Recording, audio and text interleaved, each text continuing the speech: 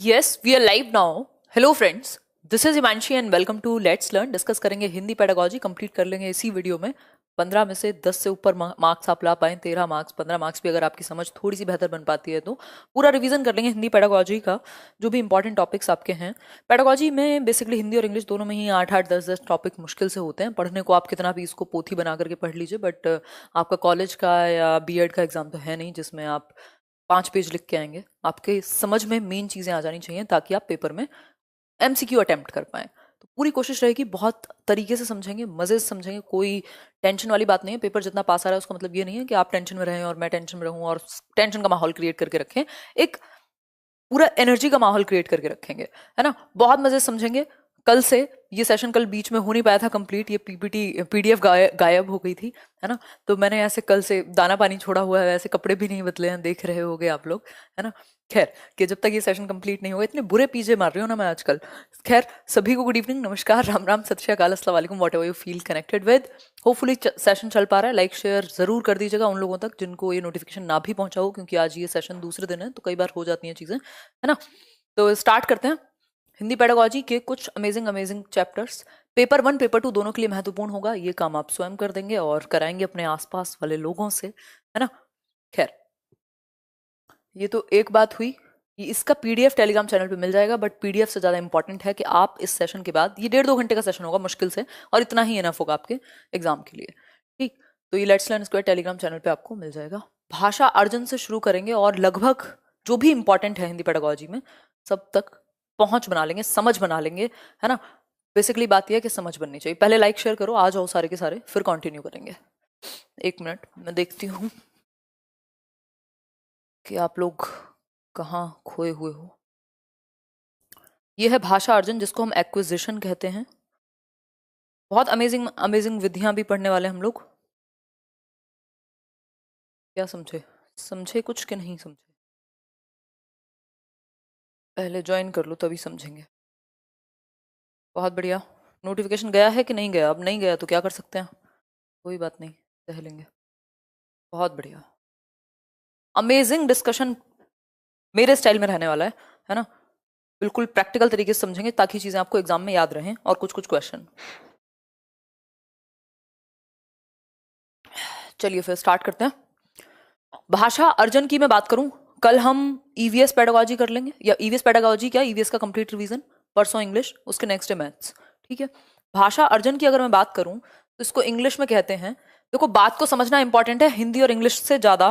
तो bilingual language का जहां भी यूज हो उसको देख के घबराना मत, ठीक है। एक्विजिशन कहते हैं इसको, इंग्लिश में भी सेम टॉपिक है, 2 से 3 नंबर में कम से कम आ जाता है, ये अकेला ही टॉपिक, है ना। भाषा अर्जन, भाषा अर्जन क्या है या एक्विजिशन क्या है भाषा का, ये आप देख रहे हो। एक बच्चा अपनी मम्मी से बात कर रहा है, ऐसा मान लेंगे हम, है ना। उसकी माता जी कह रही हैं देखो ऐसा है, बड़े होके ना भाषा सीखनी पड़ती है, थोड़ा बोल के बता दिया करो, पेट में दर्द हो या पानी चाहिए हो तो क्या रोते रहते हो, मामा मामा करते रहते हो, हाँ। तो ऐसा हम कह सकते हैं कि नेचुरल प्रोसेस है। क्या है? स्वाभाविक प्रक्रिया है। स्वाभाविक प्रक्रिया है हमारी, यानी मनुष्य में जन्मजात क्षमता है भाषा को अर्जित करने की, जिसका इस्तेमाल करके वो आगे फिर कम्युनिकेट कर पाएगा। और डेली लाइफ में पता नहीं कितने सारे फंक्शन लैंग्वेज के हैं, है ना। वो संप्रेषण का भी माध्यम है, वो अपनी बात को कहने का, सुनने का, ज्ञान को अर्जित करने का भी माध्यम है, एक संस्कृति, एक जनरेशन से दूसरी जनरेशन में ज्ञान को आगे स्थानांतरण करने का माध्यम है ना। तो भाषा अर्जन किस वजह से होता है? मनुष्य के अंदर क्या है? जन्मजात, हमारी जन्मजात क्षमता के कारण, हमारी जन्मजात क्षमता के कारण, हमारे अंदर इनेट एबिलिटी है, ऐसा चॉम्स्की कहते हैं। हमारे अंदर आंतरिक क्षमता है, जन्मजात क्षमता है कि हम भाषा को एक्वायर कर लें, स्वाभाविक रूप से अर्जित कर लें अपने पर्यावरण से। भाई आपके घर में आसपास जब से बच्चा पैदा होता है, मामा मौसी चाचा चाची दादा दादी जो भी लोग आसपास होते हैं, वो उसको हाथ में लेकर के भी बातें करना शुरू कर देते हैं उससे, जैसे उसको भाषा आती ही होगी, जैसे वो रिप्लाई कर ही देगा। बट वो ऐसी तो एक्वायर करता है वातावरण से, है ना। जो उसका पर्यावरण है, जो उसकी सराउंडिंग है, उससे वो भाषा को एक्वायर कर लेगा, ठीक है। तो हम कह सकते हैं कि भाषा अर्जन, वातावरण का बहुत ज्यादा इस पर प्रभाव पड़ेगा। सहज होता है, एकदम नेचुरल प्रोसेस है ना। नेचुरल प्रोसेस है, जैसे आप खाना खा रहे हैं वैसे आप भाषा सीख जाते हैं, ठीक है बात। तो सहज है, एकदम स्वाभाविक है, अचेतन या अवचेतन है, सबकॉन्शियस है, इसमें बहुत ज्यादा प्रयास की आवश्यकता नहीं होती। आप बड़े हुए 1 साल के होते हैं, 6 महीने के होते हैं, आप सिंगल सिलेबल वर्ड बोलना शुरू कर देते हैं, बा, मा, पा, चा, है ना। और जैसे ही आप बड़े होते हैं आप 2 वर्ड्स को कंबाइन करके बोलना शुरू कर देते हैं, जो भी आपकी मातृभाषा के शब्द होते हैं। तो मातृभाषा क्या है? बेसिकली आप किसी भी भाषा का पहला रूप, किसी भी व्यक्ति के लिए भाषा का पहला रूप मातृभाषा होती है, ये कह सकते हैं हम। तो हम अगर यहां कहना चाहें तो इसका जो संबंध है वो मातृभाषा से ज्यादा है। मातृभाषा से ज्यादा है किसका संबंध? अर्जन का। क्योंकि हमारी जो मदर टंग है उसके लिए हमें स्कूल नहीं जाना पड़ता, उसके लिए हमें प्रैक्टिस नहीं करनी पड़ती, उसके लिए हमें कॉपीज उठा करके नोटबुक्स और सुनना, बोलना, पढ़ना, लिखना, ये कौशलों का इस्तेमाल अलग से नहीं करना होता। कोई व्याकरण नहीं पढ़ना होता, कोई हमें किताब लेकर के नहीं पढ़ाता कि बच्चों दूध मांगना सीख लो। वो अपने आप ही पता नहीं कितनी चीजें बोलने लगता है। 2 से 2.5 साल का होते होते तो उसे हर चीज बोलनी है जो उसके मम्मी पापा या आसपास में बोली जा रही है, कार्टून देख के या जैसे भी। तो उसके दिमाग में उसकी आंतरिक क्षमता के कारण स्वाभाविक रूप से वो भाषा को एनवायरमेंट से, वातावरण से क्या कर लेती है? एक्वायर कर लेती है, मतलब दिमाग उसका एक्वायर कर लेता है या अर्जित कर लेता है। भाषा अर्जन एक ऐसी प्रक्रिया है जो बिल्कुल स्वाभाविक है, बिल्कुल नेचुरल है, बहुत ज्यादा एफर्ट की जरूरत नहीं है, अवचेतन या अचेतन भी आप इसे कह सकते हैं। और मातृभाषा का जो एक्विजिशन है या अर्जन है वो स्वाभाविक है कि हो ही जाना है। ठीक है बात? इतनी बात क्लियर है या नहीं? शेयर कर दो, आज लोगों तक पहुंची नहीं है बात।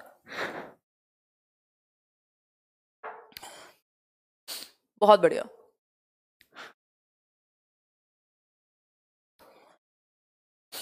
इतनी बात सभी को क्लियर है? कोई दिक्कत नहीं है इस बात को समझने में? बिल्कुल दिमाग में रहेगा, ये नेचुरल प्रोसेस है, बिल्कुल बिल्कुल नेचुरल प्रोसेस है, सहज है, स्वाभाविक है, ऑटोमेटिकली आना ही आना है।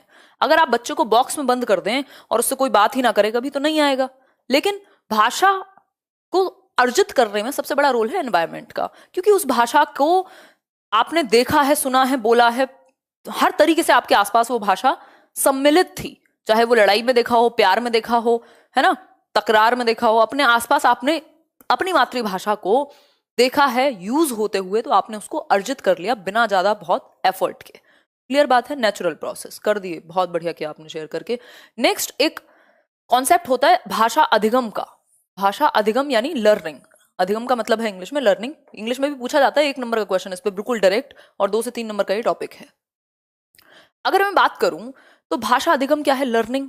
लर्निंग में प्रयास की आवश्यकता पड़ती है, उसमें एफर्ट की आवश्यकता पड़ती है, उसमें मोटिवेशन और कॉन्शियसली आपको मोटिवेटेड रहना पड़ेगा। चेतन रूप से सीखी जाती है, नियम सीखने होते हैं, किताबें पढ़नी होती हैं, कौशल पढ़ने होते हैं, शिक्षकों की जरूरत पड़ती है ना, 70 चीजों की जरूरत है, यानी फॉर्मल सेटिंग की जरूरत है, यानी औपचारिकता पूरी निभाई जाएगी। स्कूल जाएगा बस्ता उठा करके, आज तुम टीचर ने सिखाया है मे आई गो टू वॉशरूम या टॉयलेट, तो वो ऐसे बोल के दिखाएगा आपको दूसरी भाषा, जबकि भाषा तो उसको आती थी। तो हम कह सकते हैं भाषा अर्जन जो है, 5 साल का बच्चा आराम से जब तक वो स्कूल जाता है उसको अपनी मातृभाषा अच्छे से बोलनी और अपनी बात को कहना, सुनना, समझना सब आता है। लेकिन अधिगम की हम बात करें तो इसका संबंध दूसरी भाषा से है, दूसरी, तीसरी, चौथी, पांचवी, जो आप कहना चाहें, बेसिकली मदर टंग को अगर छोड़ दें, दूसरी भाषा से इसका संबंध है। चेतन प्रक्रिया है, कॉन्शियसली उसको रूल्स याद रखने हैं, क्या बोलना है, सही वर्ड याद रखना है, प्रोनाउंसिएशन यानी उच्चारण याद रखना है, ये सारी चीजें उसको याद रखनी है। ठीक हो गई बात? ये क्या है? प्रयासपूर्ण, इसमें प्रयासपूर्ण रहना पड़ेगा आपको। औपचारिक माहौल चाहिए, किताबें भी चाहिए, टीचर भी चाहिए, और नियम और कायदे कानून भी चाहिए, है ना। औपचारिकता भरी पड़ी है। जैसे आप देख रहे हैं, ये अभी वो बच्चा, उसकी मम्मी समझा रही थी कि बड़े हो गए और बोलना ठीक लो, बोलना सीख लो ठीक से, क्या ये दूध के लिए रोते रहते हो, बोला करो दूध चाहिए, है ना।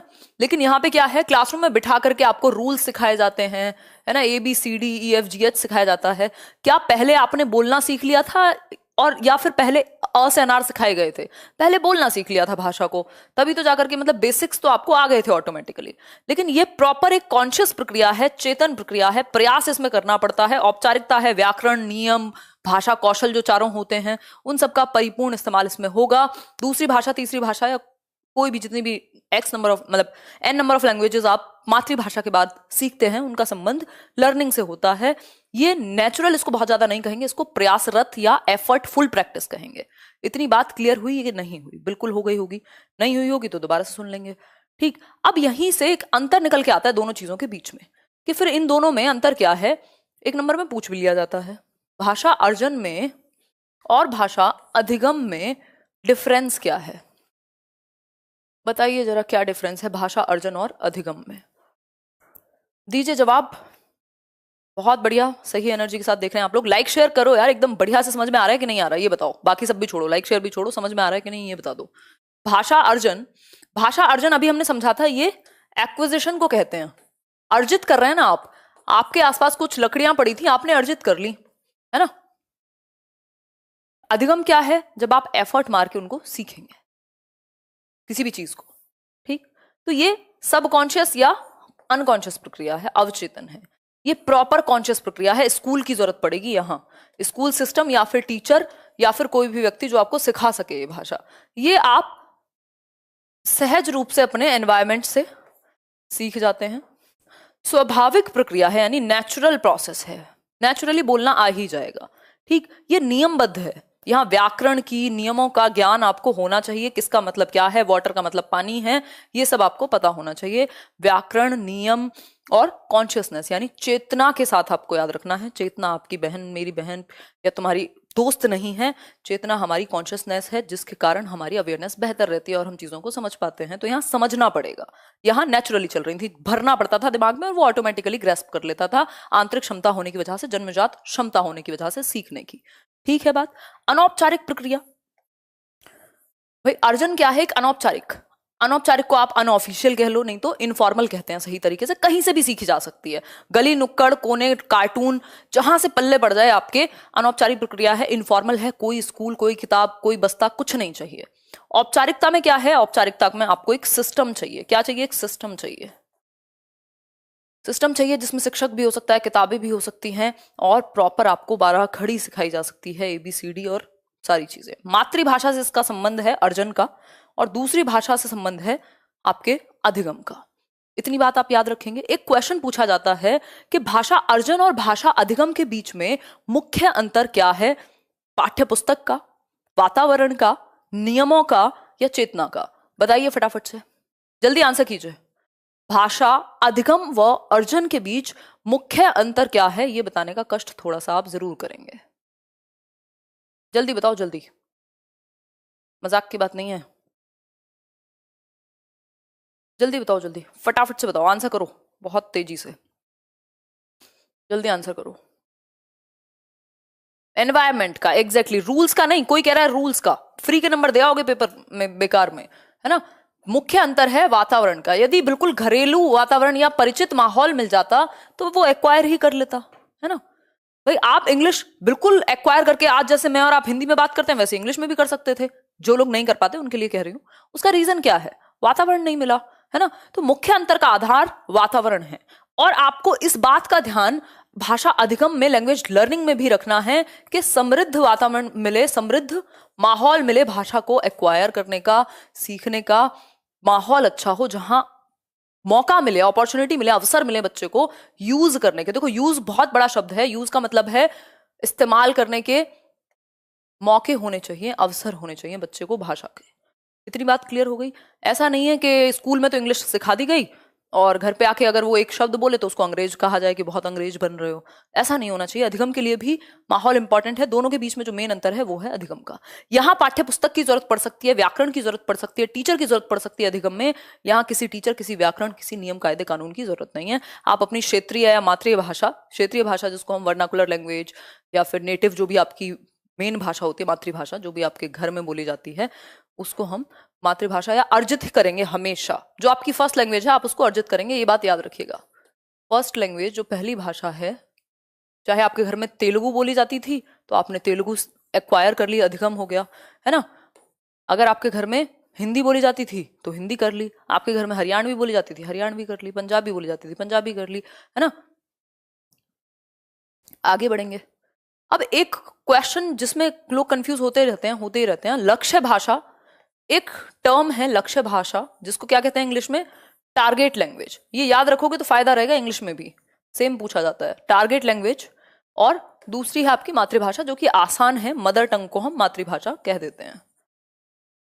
अभी मैंने डिस्कस किया भाषा का पहला रूप, पहला जो रूप है भाषा का वो मातृभाषा के रूप में ही हमारे सामने आती है। भाई जो भी हमारे आसपास घर में सर्वप्रथम हमारे आसपास बोली जाती है वो मातृभाषा है हमारी, जो हमारी घर की बोली या हमारी माता इस्तेमाल करती है, जो भी हमारे घर में इस्तेमाल होती है, ठीक है। तो भाषा का पहला रूप है, इसको आप हमेशा अर्जित करते हैं। ठीक। लेकिन टारगेट लैंग्वेज की बात करूं तो टारगेट लैंग्वेज यदि आप इंग्लिश सब्जेक्ट पढ़ा रहे हैं तो इंग्लिश हो जाएगी टारगेट लैंग्वेज। अगर हिंदी की बात हो रही है, हिंदी को आप सिखाना चाहते हैं तो लक्ष्य भाषा हिंदी हो गई, टारगेट लैंग्वेज हिंदी हो गई। ठीक है बात।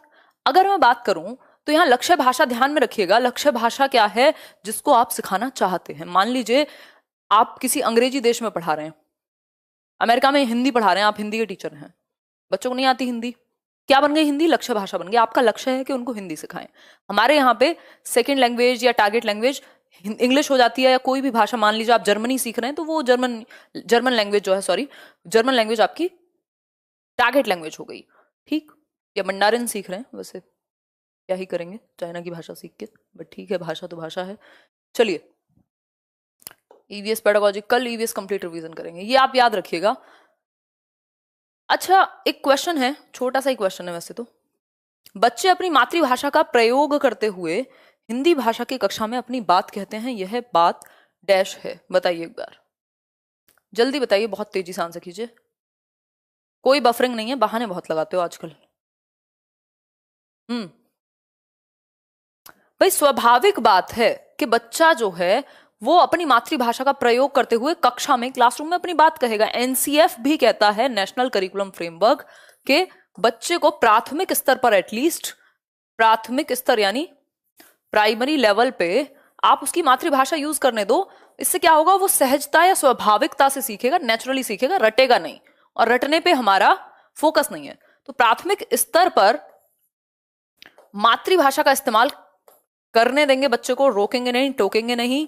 और मातृभाषा का इस्तेमाल करने की वजह से बच्चे की भाषा में या बोली में क्षेत्रीय भाषा का प्रभाव हो सकता है, रीजनल लैंग्वेज का, क्षेत्रीय भाषा का प्रभाव। भाई सड़क को सरक बोलता है एक बच्चा, तो क्षेत्रीय भाषा का प्रभाव है, जिस माहौल से जो उसके घर में भाषा बोली जाती थी वो ऐसे ही बोली जाती थी। तो ये बेसिक बेसिक सी बातें हैं जो आपको पता होनी चाहिए। बच्चे को मातृभाषा का प्रयोग करने देंगे, बच्चे को स्वयं को अभिव्यक्त करने देंगे मातृभाषा में। मातृभाषा यानी मदर टंग में अगर वो कोई बात कहना चाहता है अपना, तो अपनी तो उसको कहने देंगे, बेशक वो गलती कर रहा हो बोलने में, है ना। धीरे धीरे आप टारगेट लैंग्वेज यानी लक्ष्य भाषा सिखाते हैं, बिल्कुल ग्रेजुअली। ठीक हो गई बात, आगे बढ़ जाए इसी बात पे। आप हमेशा याद रखिएगा, मातृभाषा को और बहुभाषिता को, जिसको हम लास्ट में समझेंगे, क्या करते हैं, स्वीकार करते हैं कक्षा में। ये कोई बेकार बात नहीं है, ये बहुत ही अच्छी बात है कि बच्चा अपनी मदर टंग का, मातृभाषा का, एटलीस्ट कुछ ना से तो कुछ अच्छा है कि वो भाषा की समझ लेकर के आया है स्कूल। अपनी मातृभाषा की समझ लेकर के बच्चे स्कूल आते हैं, ये बात आप मानेंगे। आगे बढ़ेंगे। भाई भाषा के विविध रूप हो सकते हैं, कई रूप हो सकते हैं भाषा के। इन रूपों में से यदि मैं बात करूं, अभी बहुत अमेजिंग विधियों पे हम जाएंगे। ये बेसिक्स हैं जो आपको पता ही होने चाहिए, रटी रटाई बातें नहीं चल रही हैं। ऐसा नहीं है कि मैं आपको यहाँ पे पूरा 100 पेज के नोट्स दे दूं। हालांकि आज मैंने कोशिश की है कि आपको कुछ लाइंस में चीजें दे दूं रिवीजन के लिए। भाषा के विविध रूप, भाषा के विविध रूप यानी कई सारे आयाम या कई सारे पक्ष हो सकते हैं, कई सारे प्रकार हो सकते हैं जिस परिप्रेक्ष्य में भाषा देखी जाती है।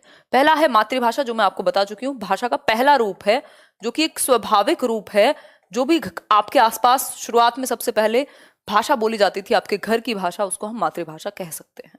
ठीक हो गई बात। जैसे मेरे लिए हिंदी हो सकती है, किसी के लिए मलयालम, गुजराती, मराठी या कोई भी और एक भाषा हो सकती है, बंगाली। ठीक। राष्ट्रभाषा की अगर हम बात करें, राष्ट्रभाषा क्या है बताइए फटाफट से। नेशनल लैंग्वेज कहते हैं ना इसको। राष्ट्रभाषा क्या है, ये हिंदी इंग्लिश दोनों के लिए एप्लीकेबल है। ये बातें जो चल रही है ना, ये बिल्कुल नॉर्मल बातें हैं। जल्दी आंसर करो बहुत तेजी के साथ शेयर करने के बाद। राष्ट्रीय भाषा क्या है?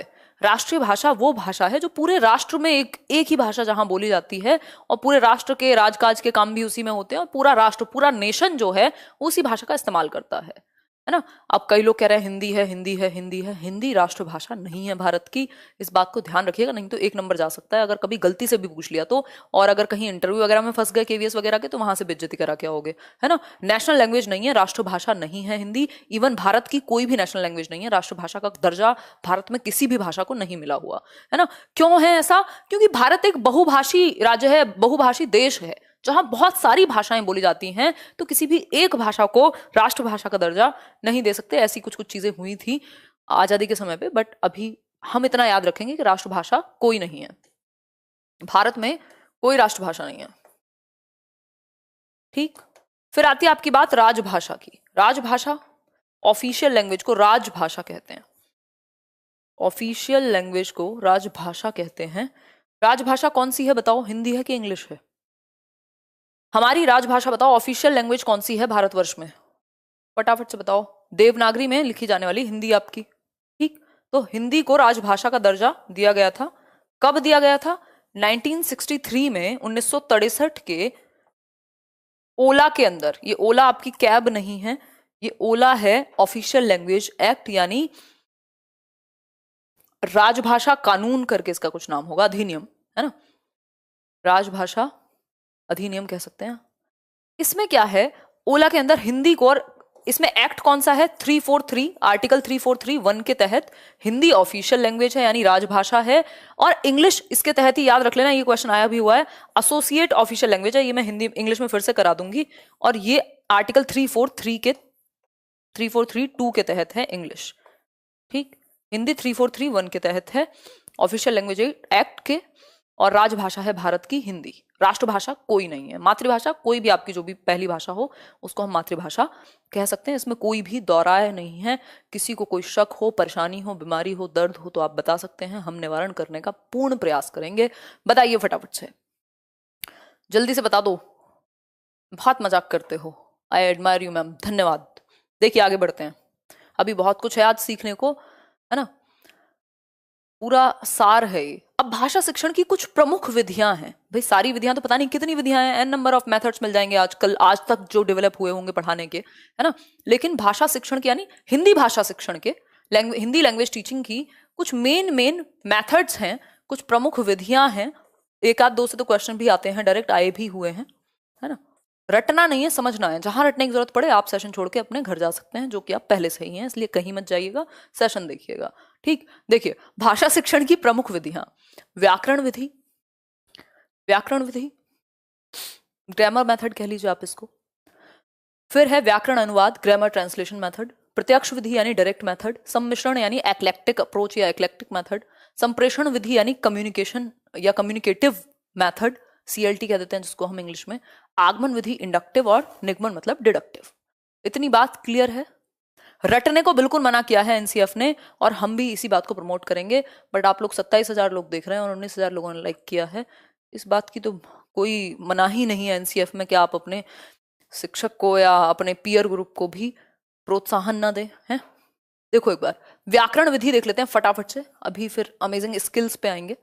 व्याकरण विधि की यदि मैं बात करूं तो व्याकरण विधि क्या है? ग्रामर मेथड है। ये पहले चला करता था, फिर इसकी बहुत आलोचना हुई, बहुत ज्यादा आजकल चलन में नहीं है। इस विधि के अंतर्गत क्या है, अन्य भाषा के नियमों को, जैसे मान लीजिए हिंदी पढ़ा रहे हैं या इंग्लिश पढ़ा रहे हैं, जो भी रूल्स हैं उस लैंग्वेज के, उसके थ्रू आपने कुछ शब्द बार बार सिखाए और उनका प्रयास कराया, उनको रटवाई दिया एक तरीके से, और मतलब नियम सिखा रहे हैं आप। व्याकरण का मतलब ये नियम सिखा रहे हैं।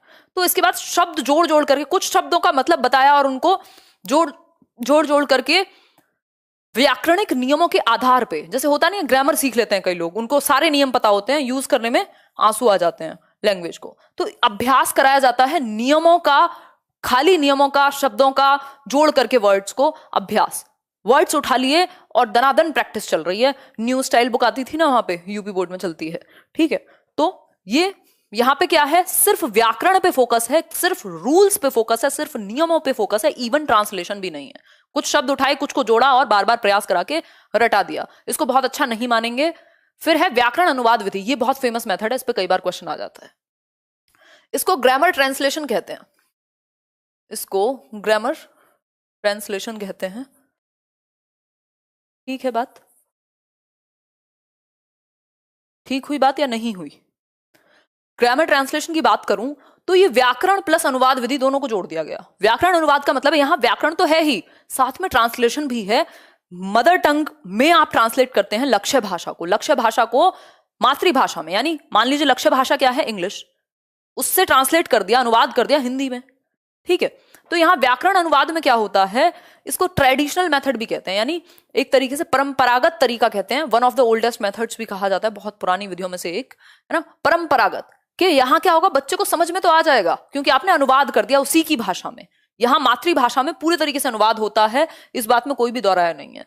व्याकरण और अनुवाद दो विधियों को एक साथ जोड़ करके भाई रूल्स भी सीख लिए और अनुवाद भी, तो ऐसे बच्चे को पढ़ना भी आ जाएगा दूसरी भाषा, लक्ष्य भाषा इंग्लिश या कोई भी जो भी दूसरी भाषा आप सिखा रहे हैं, और क्या होगा, लिखना भी आ जाएगा। लेकिन दिक्कत कहाँ आएगी, बोलने में और समझने में, क्योंकि उसकी प्रैक्टिस ही नहीं हुई। रूल्स सारे पता हैं आपको, सारी लैंग्वेज के आपने रूल्स पता कर लिए, आपको अनुवाद आता है, आप समझ लेते हैं, किताब पढ़ लेते हैं, लेकिन जब आपको रियल या प्रैक्टिकल लाइफ में यूज करनी पड़े वो भाषा तो सर में दर्द हो जाता है। दैट मीन्स व्याकरण अनुवाद विधि के द्वारा हमने ज्यादातर ग्रामर को सीखा है या नियमों को सीखा है, ये हम कह सकते हैं। इसको भी बहुत अच्छा नहीं माना गया, बट इसमें मातृभाषा का भरपूर प्रयोग किया जाता है। बच्चे की मातृभाषा का प्रयोग इस मेथड में किया जाता है, परंपरागत विधि कहते हैं इसको, है ना। आलोचना इसकी भी खूब हुई है।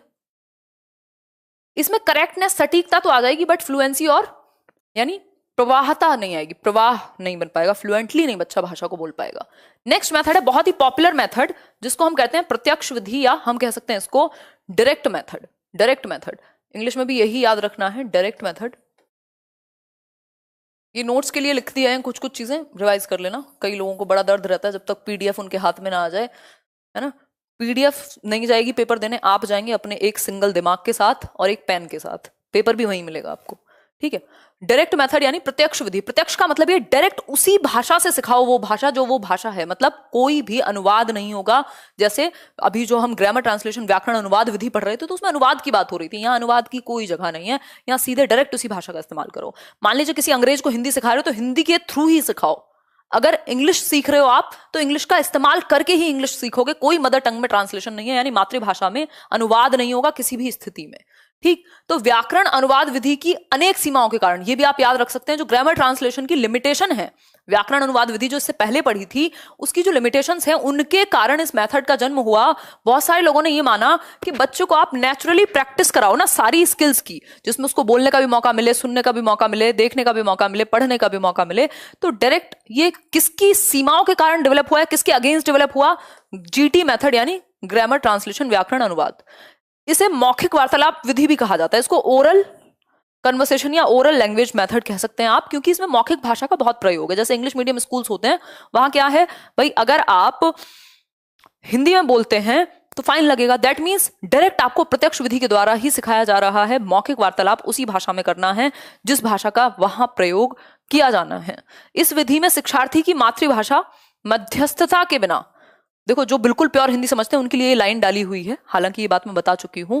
मतलब ये जो मेथड है इसमें बच्चे की जो मदर टंग है उसका यूज किए बिना, उसका सहारा लिए बिना ग्रामर ट्रांसलेशन की तरह कोई भी दूसरी भाषा सिखाई जाती है। डायरेक्ट उसी के सेंटेंसेस को बार बार प्रैक्टिस कराया जाता है, बार बार यूज कराया जाता है और उसी को बच्चे समझने लगते हैं। धीरे धीरे वो कम्युनिकेशन में उनके आ जाएगा। इसके लिए टीचर बहुत ज्यादा स्किल्ड चाहिए, तो भारत में खैर बहुत ज्यादा सक्सेसफुल नहीं हो पाई, बट हम इसके थ्रू सिखा सकते हैं। प्रत्यक्ष मेथड, प्रत्यक्ष विधि यानी डायरेक्ट मेथड, इसमें मातृभाषा का प्रयोग वर्जित है। याद रखना, मातृभाषा का प्रयोग नहीं हो सकता, मातृभाषा नॉट अलाउड, ठीक। मातृभाषा का प्रयोग ग्रामर ट्रांसलेशन अनुवाद विधि में, ठीक है। लाल पीले इमोजी मत भेजो, चुपचाप बैठ के पढ़ लो। अच्छा ये बता रहे हो कि लाइक कम है, अच्छा अच्छा भेज दो, डंडे भी भेजो दो चार जो लोग नहीं कर रहे हैं। देखो फोर्थ है सम्मिश्रण विधि। सम्मिश्रण का मतलब होता है एक्लेक्टिक मेथड। एक्लेक्टिक का मतलब है ऐसे कहीं से ईंट और कहीं से जो भी पत्थर मिले सबको जोड़ के एक विधि बन गई, जिसको हम कहते हैं एक्लेक्टिक मेथड। एक्लेक्टिक मेथड का मतलब हुआ सब चीज का मिश्रण, एक्लेक्टिक मेथड या सम्मिश्रण। जहां जिस सिचुएशन में जिस मेथड को इस्तेमाल करने की जरूरत पड़े उसको कर लो, इस्तेमाल किया जाता है ना, कोई दिक्कत नहीं। मेथड बने ही किस लिए हैं, जैसे मन करे वैसे यूज कर लो, अपने घर की सरकार है। इस विधि के अंतर्गत भाषा शिक्षण की प्रक्रिया के व्यावहारिक पक्षों का सम्मिश्रण, यानी जो भी प्रैक्टिकल एस्पेक्ट हैं लैंग्वेज टीचिंग लर्निंग के, जो प्रैक्टिकली यूज हो सकते हैं क्लास में, उनको एक साथ जोड़ दिया जाता है, उनका मिश्रण बना लिया जाता है, सूप बना करके पिला देते हैं। इस सम्मिश्रण विधि में शिक्षक भाषा के विभिन्न उद्देश्यों के अनुरूप, भाई आप कोई भी लैंग्वेज सिखाते हैं या कुछ भी पढ़ाते हैं उसका एक उद्देश्य होता है क्लासरूम के लिए, यानी उसका एक ऑब्जेक्टिव, वो एक गोल होता है। जो गोल आपने निर्धारित किया है अपनी जो भी भाषा आप पढ़ा रहे हैं उसके अनुरूप, जहां पे भी जिस भी स्टेप पर आपको टीचिंग लर्निंग प्रोसेस में जिस विधि का चयन करने की आवश्यकता होगी आप कर लेंगे। और मिश्रण करके, भाई हमें ग्रामर ट्रांसलेशन की जरूरत है उसको भी ले लिया, आपको इसकी प्रत्यक्ष विधि की जरूरत है उसको भी ले लिया, जहां जरूरत हुई डिस्कशन में उसको शामिल कर लिया, समझने में ग्रामर ट्रांसलेशन को शामिल कर लिया, जहां जिसकी जरूरत हुई मिक्सचर बना दिया। आगे बढ़ेंगे। फिर है संप्रेषण परक विधि, ये बहुत इंपॉर्टेंट है, इसको CLT या कम्युनिकेटिव लैंग्वेज टीचिंग कह देते हैं इंग्लिश में। इसका मतलब, ये संप्रेषण का मतलब क्या है? संप्रेषण का सीधा सा मतलब है कम्युनिकेशन। यहां लैंग्वेज का यूज, प्रयोग, कम्युनिकेट करा करके क्लासरूम में हम भाषा सिखाएंगे। बहुत ही अच्छा मेथड है, चाइल्ड सेंटर्ड मेथड है। प्रत्यक्ष विधि की प्रक्रिया को और सुदृढ़ बनाते हुए वो जो डायरेक्ट मेथड था उसको और अच्छा प्रगाढ़ बनाया गया और संप्रेषण विधि का विकास हुआ कि हम क्या करें। देखो, प्रत्यक्ष विधि में दिक्कत कुछ नहीं थी, लेकिन ये और ज्यादा नेचुरली, संप्रेषण में क्या, बच्चे आपस में बात कर रहे हैं, एकदम नेचुरल माहौल। प्रत्यक्ष में क्या था, कुछ स्ट्रक्चर्स या कुछ वेज जो है बार बार आपके सामने प्रस्तुत किए जा रहे हैं, आप उनको अडेप्ट कर ले रहे हैं, लेकिन यहाँ पे कंफर्ट है बच्चे के पास जो प्रत्यक्ष विधि में नहीं था, तो प्रत्यक्ष विधि को थोड़ा सा और बेहतर कर दिया। ठीक है ये बात। तो भाषा प्रयोग सीखने में ही भाषा की संरचना सीखना है, ये बात में बहुत कुछ छिपा हुआ है। इसका सिंपल सा मतलब है, व्याकरण के नियमों को अलग से रटवाने की बजाय आप बच्चे को लैंग्वेज का यूज कराओ ना, प्रयोग कराओ। उससे क्या होगा, स्ट्रक्चर अपने आप आ जाएगा, रूल्स अपने आप आ जाएंगे, ऑटोमेटिकली आ जाएंगे। अभी एक फ्रेंड का सिलेक्शन हुआ था इसमें MEA में CGL के थ्रू, तो आई आस्क्ड हिम समथिंग, तो उसके कुछ पता नहीं 196 नंबर थे 200 में से या कुछ ऐसे ही थे। तो मैंने उसको पूछा क्या किया था उसने, कह रहा कुछ नहीं किया, बचपन से ही आदत थी और लैंग्वेज की अच्छी थी लैंग्वेज, और किताबें पढ़ी हैं बस, और CBSE में बहुत ज्यादा ग्रामर होती भी नहीं है अलग से, फिर भी नंबर आ गए इतने सारे। इसका मतलब क्या हुआ, लैंग्वेज यूज के थ्रू, चाहे वो पढ़ा हो, प्रयोग किया हो, हर तरफ लैंग्वेज थी, स्ट्रक्चर अपने आप आ गया, स्ट्रक्चर अपने आप आ गया, रूल्स अपने आप आ गए, क्योंकि आपने लैंग्वेज को जब यूज करना सीख लिया। आप देखेंगे हिंदी में कई लोग पढ़ के भी नहीं जाते होंगे, तब भी ज्यादा नंबर ले आते होंगे इंग्लिश से। इसका मतलब क्या हुआ, हमने प्रयोग से सीखी है हिंदी, हमने प्रयोग से यूज करके सीखी है हिंदी, हवा में नहीं सीखी रट के। ठीक, तो यूज करके लैंग्वेज का कम्युनिकेशन में यूज करके तब सीख पाए हम। फोर्थ मेथड में कुछ नहीं था, एक्लेक्टिक मेथड था, सारी विधियों का मिश्रण था, इसलिए सम्मिश्रण कहा गया है उसको। आगे बढ़ेंगे, बफरिंग कुछ नहीं है, रिफ्रेश करके देखो, यहां से मस्त चल रहा है एकदम। कैसी कैसी बातें करते हो, बहकी बहकी सी है। खैर आगे बढ़ते हैं। देखिए सिक्स्थ, देखिए आगमन, यहां से भी पूछी जाती हैं चीजें। इंडक्टिव मेथड कहते हैं उसको, ये तो हर जगह इंपॉर्टेंट है। इंडक्टिव मेथड या आगमन विधि। इसके बाद हम बहुत ही इंपॉर्टेंट टॉपिक करने वाले हैं, लैंग्वेज स्किल्स, जहां से 3 नंबर आपके पक्के हो जाएंगे। इंडक्टिव यानी आगमन विधि। क्या है आगमन विधि, इसलिए मैंने मेथड्स को शुरुआत में लिया ताकि आप मुश्किल चीज शुरुआत में खत्म कर लें, फिर बाद में आराम से समझते रहें, है ना। आगमन विधि की यदि हम बात करें तो आगमन विधि क्या है, इंडक्टिव मेथड, जिसमें हम बच्चे को पहले उदाहरण प्रस्तुत करते हैं उसके सामने, है ना, और उस उदाहरण से नियम की ओर लेकर के जाते हैं, या हम कह सकते हैं उदाहरण से परिभाषा की ओर लेकर के जाते हैं, ज्ञात से अज्ञात की ओर लेके जाते हैं, नोन टू अननोन लेके जाते हैं, विशिष्ट से सामान्य यानी स्पेसिफिक टू जनरल ले जाते हैं, एग्जाम्पल टू रूल ले जाते हैं। कैसे होता है ये देख लेते हैं एक बार। ज्ञात से अज्ञात कह सकते हैं हम इसमें, नोन टू अननोन, ज्ञात से अज्ञात की तरफ जाएंगे आप इसमें। ठीक, ज्ञात से अज्ञात की ओर जाएंगे, जाएंगे कि नहीं जाएंगे, जल्दी बताओ फटाफट से। फॉर एग्जाम्पल, आप संज्ञा पढ़ा रहे हैं बच्चों को, संज्ञा तो पता है ना सबको, नाउन। इसकी परिभाषा क्या होती है बताना जरा। सिंपल है, बचपन से आधे लोगों को तो रटा ही दी गई होगी, है ना। क्या, किसी वस्तु, स्थान या व्यक्ति के नाम को संज्ञा कहते हैं। मतलब अगर पहले परिभाषा बताई तो फिर तो ये मेथड नहीं हुआ, वो तो डिडक्टिव मेथड हुआ। आगमन विधि में क्या करते हैं, बच्चों को कहा अच्छा सुनो, खड़े हो, एक एक करके बोर्ड पे उनसे पूछा अपनी फेवरेट डिश का नाम बताओ, जगह का नाम बताओ, उसने कहा आगरा, है ना। उसने कहा फेवरेट मॉन्यूमेंट, बच्चे ने कहा ताजमहल। उसने कहा फेवरेट एक्टर, उसने मीन्स टीचर ने पूछा फेवरेट एक्टर, उसने लिख दिया जो भी मन किया होगा उसका, है ना। और कोई भी एक चीज हो सकती है, फेवरेट खाने की कोई चीज, तो उसने कह दिया चॉकलेट, या कैडबरी कह दिया मान लो, ठीक, डेयरी मिल्क, है ना। तो टीचर कहेगा ये जितने भी नाम है ना, ये जितने भी नाम है, जो उदाहरण तुमसे लिए हैं, ये सब संज्ञा के उदाहरण हैं। मतलब ये जितने भी नाम हैं, यानी किसी जगह का नाम, किसी व्यक्ति का नाम, किसी वस्तु का नाम, किसी स्थान का नाम, ये सब क्या है, संज्ञा कहलाते हैं। मतलब पहले उदाहरण दिया, उदाहरण से इकट्ठा किया जो भी एग्जाम्पल्स थे, सैंपल्स थे, उसके बाद आपको नियम बताया। दैट मीन्स हम कह सकते हैं अंशु के उदाहरण से नियम का सिंपल मतलब है एग्जाम्पल टू रूल लेके गए, शुरुआत में ही रूल नहीं रटवा दिया बल्कि एग्जाम्पल प्रस्तुत किए, उससे रूल की तरफ लेकर के गए। एग्जाम्पल हमेशा याद रखिएगा विशिष्ट होता है, लड़की कोई भी हो सकती है, हिमांशी क्या है, स्पेसिफिक है, विशिष्ट है, तो एग्जाम्पल हमेशा विशिष्ट होगा, लेकिन जो नियम है वो सभी के लिए सामान्य है। संज्ञा की परिभाषा सभी के लिए सामान्य है, लेकिन संज्ञा के जो एग्जाम्पल होंगे वो अपने आप में स्पेसिफिक हैं, विशिष्ट हैं। तो जो बच्चा जानता था, बच्चा आगरा जानता था, उससे आपने बताया उसको कि आगरा संज्ञा के अंदर आता है, ये संज्ञा होती है, ऐसे ऐसे बात है, मतलब ज्ञात से अज्ञात की ओर आप लेकर के गए। ठीक है बात? इतनी बात समझ में आई या नहीं आई ये बता दो, फटाफट से बताओ, आई समझ में कि नहीं आई? अगर एनर्जी कम हुई ना देखना, फिर बहुत लाइट क्लास है, इसमें मैंने टेंशन आपके लिए डाली नहीं है। कम से कम एफर्ट में ज्यादा से ज्यादा नंबर अगर इस टाइम पे लाए जा सकते हैं वही कोशिश की गई है, क्योंकि जिसका सीडीपी मजबूत है वो इसको कवर कर लेगा अगर थोड़ा सा एफर्ट डाले, समझे, बस समझना है इसको, रटना नहीं है, कुछ भी इसमें रटने जैसा नहीं है। अगर आप पेपर में क्वेश्चंस में इनको अप्लाई कर पाए तब तो फायदा है। ठीक है श्वेता वर्मा? निगमन विधि सिंपल है, डिडक्टिव मेथड, इसका जस्ट उल्टा है कि पहले परिभाषा बताई जाएगी, पहले रूल बताया जाएगा, पहले नियम बताया जाएगा, फिर हम उदाहरण पेश करेंगे। पहले आपने संज्ञा की क्या बता दी, परिभाषा बता दी, किसी वस्तु स्थान या व्यक्ति के नाम को संज्ञा कहते हैं, उसके बाद उदाहरण बताए। ये क्या है? डिडक्टिव मेथड है, निगमन विधि है, परिभाषा। सामान्य से विशिष्ट की ओर, सामान्य से विशिष्ट की ओर मतलब रूल हमेशा जनरल होगा, पूरी दुनिया के लिए सामान्य होगा, उसके जो उदाहरण होंगे वो स्पेसिफिक होंगे, वो विशिष्ट होंगे।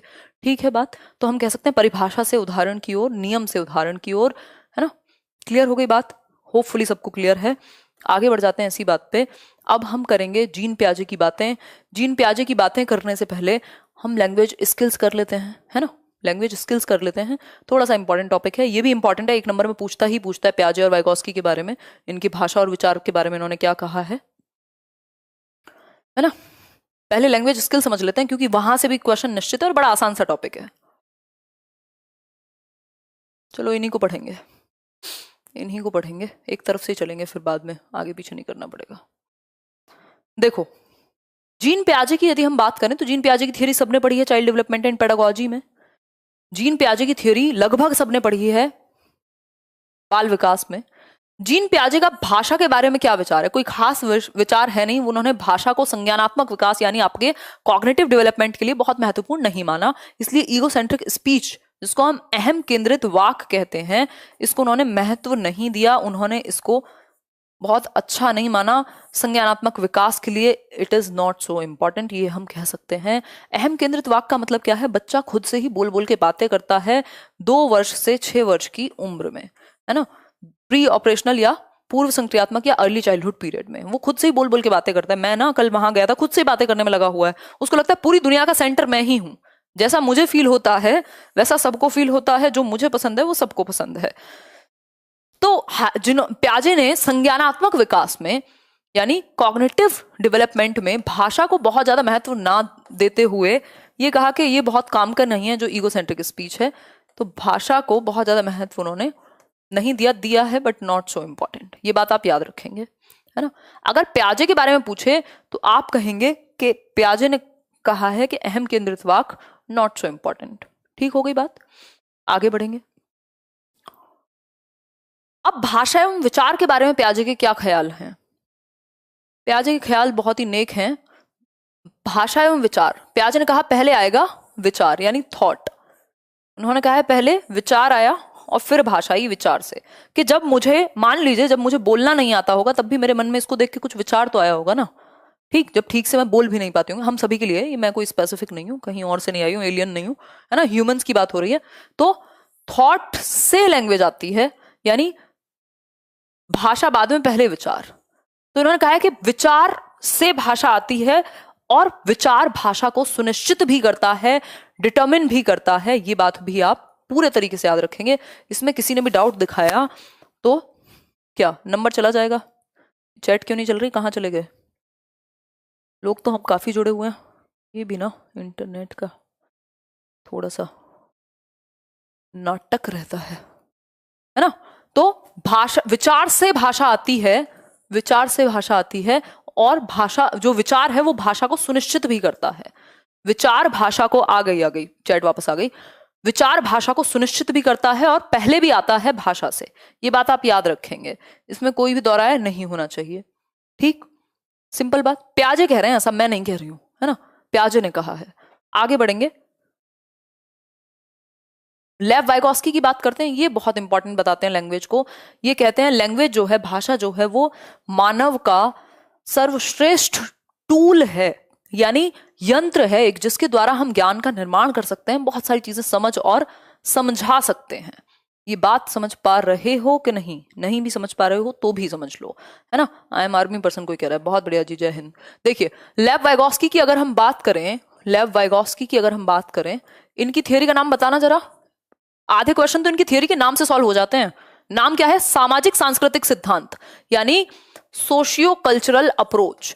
SCL, तीन चीजें इंपॉर्टेंट है इनकी थियोरी में। समाज, सामाजिक अंतःक्रिया के द्वारा। ये कहते हैं जब बच्चा ना थोड़ा सा बड़ा होगा या जैसे ही वो बातें करना शुरू करता है ना, समाज में अंतःक्रिया के द्वारा भाषा का वो विकास करेगा, और उस भाषा के विकास से उसकी समझ का भी विकास होगा। यानी संज्ञानात्मक विकास में भाषा का बहुत बड़ा रोल है, अहम भूमिका है, ऐसा वाइगोस्की कहते हैं। बल्कि प्याजे कहते हैं बहुत इंपॉर्टेंट नहीं है। ठीक है, इतनी बात आप याद रखें। कोई दिक्कत, परेशानी, कोई दर्द?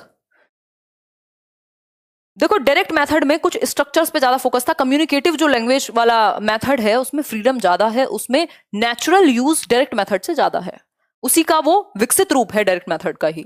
देखिए, बालक भाषा अपने परिवेश से अंतःक्रिया करते हुए सीखता है। ये बात याद रखिएगा, क्वेश्चन पूछा हुआ है कई बार। कौन कहता है कि बच्चे की जो भाषा है वो अंतःक्रिया, सामाजिक अंतःक्रिया? अगर समाज नहीं होता, लोग नहीं होते बच्चे के आसपास, जैसे मोगली को ह्यूमन लैंग्वेज नहीं आती थी, आपको भी नहीं आती, क्योंकि भाषा शून्य में विकसित नहीं होती। ये क्वेश्चन पूछा जाता है, यानी ये वैक्यूम में डेवलप नहीं हो सकती। इसके लिए सामाजिक अंतःक्रिया की आवश्यकता होती है ना। सिंपल बात, कोई दिक्कत नहीं है। अगर बच्चे से कुछ बोलोगे नहीं, वो क्या ही बोलेगा, उसको पता भी नहीं लगेगा शब्द क्या होते हैं। ठीक, इनके अनुसार निजी भाषा बालक के संज्ञानात्मक विकास। अब ये निजी भाषा इंपॉर्टेंट है, यानी प्राइवेट स्पीच। इसी को प्याजे ने ईगो सेंट्रिक कहा था एक स्लाइड पहले। प्राइवेट स्पीच जो कि 3 साल के आसपास आ जाती है, वही 2 से 6 के बीच में आएगी तो सिंपल है, ये कहते हैं 3 साल के बीच में। ठीक, 3 इयर्स में। निजी भाषा की यदि मैं बात करूं तो ये हेल्प करती है संज्ञानात्मक विकास में, और बच्चा खुद से ही बोल बोल करके दिशा देता है अपने एक्शंस को। मान लो उसकी कोई रेलगाड़ी है, वो टूट गई है, या दूसरा डब्बा उसको लगाना है, तो वो ढूंढेगा, अरे वो पीले वाला कहाँ गया, इसमें ऐड करूं, फिर तो ये चलेगी, मैं तो कल वहां जाऊंगा। वो खुद से ही बातें कर रहा है बोल बोल के, मतलब खुद को ही दिशा दे रहा है अपने ही दिमाग को, है ना। तो बच्चा प्राइवेट स्पीच या निजी भाषा के थ्रू क्या देता है? निर्देश देता है या फिर डायरेक्शन देता है खुद को ही, है ना। खुद को ही वो गाइड करता है एक तरीके से, बोल बोल करके। तो ये संज्ञानात्मक विकास में, कॉग्निटिव डेवलपमेंट में सहायक है, उसकी नॉलेज के विकास में सहायक है ये चीज, जिसको हम प्राइवेट स्पीच कहते हैं। वाइगोस्की ने 3 प्रकार की स्पीच दी है। बहुत जल्दी से बताओ, चिल्ला चिल्ला के नाचने लग जाओ घर में, चिल्ला के बता दो मम्मी को, मम्मी देखो वाइगोस्की ने 3 प्रकार की भाषाएं दी थी। एक थी सोशल स्पीच, जिसको सामाजिक वाक्य कहते हैं, जो 2 साल तक डेवलप हो जाती है, जिसमें बच्चा सबसे बात करना शुरू कर देता है, दूध पानी चाय मांगना शुरू कर देता है, बाबा मम्मा टाटा कहना शुरू कर देता है। और दूसरी भाषा है क्या? Private speech. प्राइवेट स्पीच यानी निज भाषा, वो खुद से बातें करना पसंद करता है, बहुत ज्यादा भाव नहीं देगा बाकी लोगों को, है ना। और इससे क्या होता है? उसकी खुद की ही समझ का, वो खुद को ही दिशा निर्देश देता है, खुद से ही बातें करके 3 साल की उम्र में। पहली वाली 2 साल में थी। तीसरी क्या है? साइलेंट इनर स्पीच, यानी अब जो उसका मौन आंतरिक वाक कह लीजिए आप इसको, भाषा अंदर चली गई है, उसको बाहर बोलने की जरूरत नहीं है, खुद से वो मन में ही बातें कर लेगा। ऐसा कुछ 6 साल 7 साल के आसपास हो जाता है। तो ये 3 प्रकार हैं वाइगोस्की के द्वारा दी गई भाषा के बारे में। अब विचार और भाषा के बारे में वाइगोस्की ने क्या कहा है? जैसे प्याजे ने कहा था, प्याजे ने कहा है विचार पहले आएगा और भाषा को सुनिश्चित करेगा, यानी thought not only comes before but also proceeds it. Thought proceeds the language and also determines it. छोड़ो, अंग्रेजी कक्षा नहीं है, फिर भी जिनको समझ आ गया समझ आ गया। ठीक, कि पहले ही नहीं आता, प्रोसीड ही नहीं करता, बल्कि सुनिश्चित भी करता है। अगर मैं बात करूं क्लास कब तक चलेगा? जब तक है जान, जब तक है जान, जब तक है जान। खैर ये तो हुई मजाक की बात, अभी तो 1 घंटा तक लग ही जाएगा, है ना, कोई दिक्कत वाली बात नहीं है। अगर पूरा हम ऑलमोस्ट सिलेबस या जो भी इंपॉर्टेंट है वो कवर कर ले रहे हैं और आपको याद रहेगी ये क्लास, ये वो वाली क्लास नहीं है जिसमें रटने वाली बातें होती हो। ठीक है, चलो आओ एक बार। लेव वाइगोस्की की यदि हम बात करें तो इन्होंने भाषा और विचार के बारे में अगर मैं बात करूं, यानी लैंग्वेज और थॉट के बारे में, इन्होंने कहा है शुरुआती सालों में ये पैरेलल होते हैं, यानी इंडिपेंडेंट होते हैं, एक दूसरे से स्वतंत्र होते हैं, पैरेलली चलते हैं, एक टाइम के बाद जाकर के मर्ज हो जाते हैं, 3 साल 5 साल के आसपास। ठीक है, कोई दिक्कत बात, कोई परेशानी, कोई दर्द, कोई दुख हो तो बता दो। देखो एक क्वेश्चन है वाइगॉस्की से रिलेटेड, हर बार आता है एक क्वेश्चन, पढ़ो एक बार इसको। लो और थोड़ा सा जूम कर देते हैं। देखो, नमस्कार नमस्कार नमस्कार।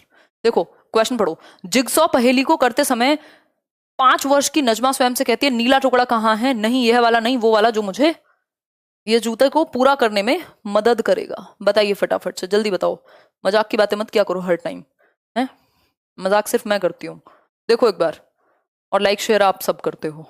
खैर बताओ फटाफट से बताओ, जल्दी से आंसर करो। रटवा दी आप, रटवाती नहीं हूं मैं, ये कहो याद हो गया, समझ में आ गया बुद्धि में हमारे, है ना। जल्दी बताओ।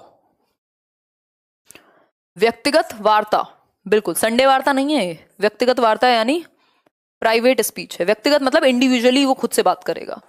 प्राइवेट स्पीच कब से? 3 साल से। ठीक, आत्मकेंद्रित। अगर यहां ये लाइन पढ़ लेना लास्ट में, इस प्रकार की वार्ता को वाइगॉस्की किस तरह देखेंगे, अगर यहां प्याजे लिख देता पूरा आंसर घूम के यहां आ जाता, ईगोसेंट्रिक हो जाता। यदि बात प्याजे के बारे में पूछी होती, वाइगॉस्की के बारे में पूछी है, इसलिए हम कहेंगे व्यक्तिगत वार्ता प्राइवेट स्पीच कहलाएगा। बच्चा खुद से ही बोल बोल के खुद को ही दिशा निर्देश देता है, अपने ही दिमाग को गाइडेंस देता है बात करके। ठीक है बात, आगे बढ़िए। नोम चॉम्स्की, नोम चॉम्स्की की भी सुन लीजिए। नोम चॉम्स्की बहुत ही इंपॉर्टेंट व्यक्ति हैं, है ना, जीवित भी हैं। देखिए फटाफट से, एनसीएफ 2005 कहता है मातृभाषा का भरपूर प्रयोग कराओ बच्चे को आप, और प्राथमिक स्तर पे मल्टीलिंगुअलिज्म को यानी बहुभाषिता को सपोर्ट करता है, और बाकी बातें लास्ट में करेंगे। नोम चॉम्स्की की बात कर लेते हैं, जीवित है नोम चॉम्स्की अभी। नोम चॉम्स्की, नोम चॉम्स्की क्या कहते हैं? नोम चॉम्स्की, नोम चॉम्स्की कहते हैं प्रत्येक बालक में, और ये बालक किसका है? कुत्ते और बिल्ली नहीं, मानव शिशु। मानव शिशु में भाषा सीखने की या भाषा को अर्जित करने की, सीखना या अर्जित दोनों कह सकते हैं इस केस में, तो घबराया मत जाया करो।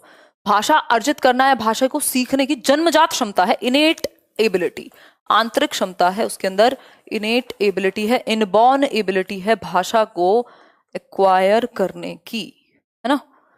समझ पा रहे हो या नहीं? बताओ, कोई दर्द दुख कुछ परेशानी है तो बता दो।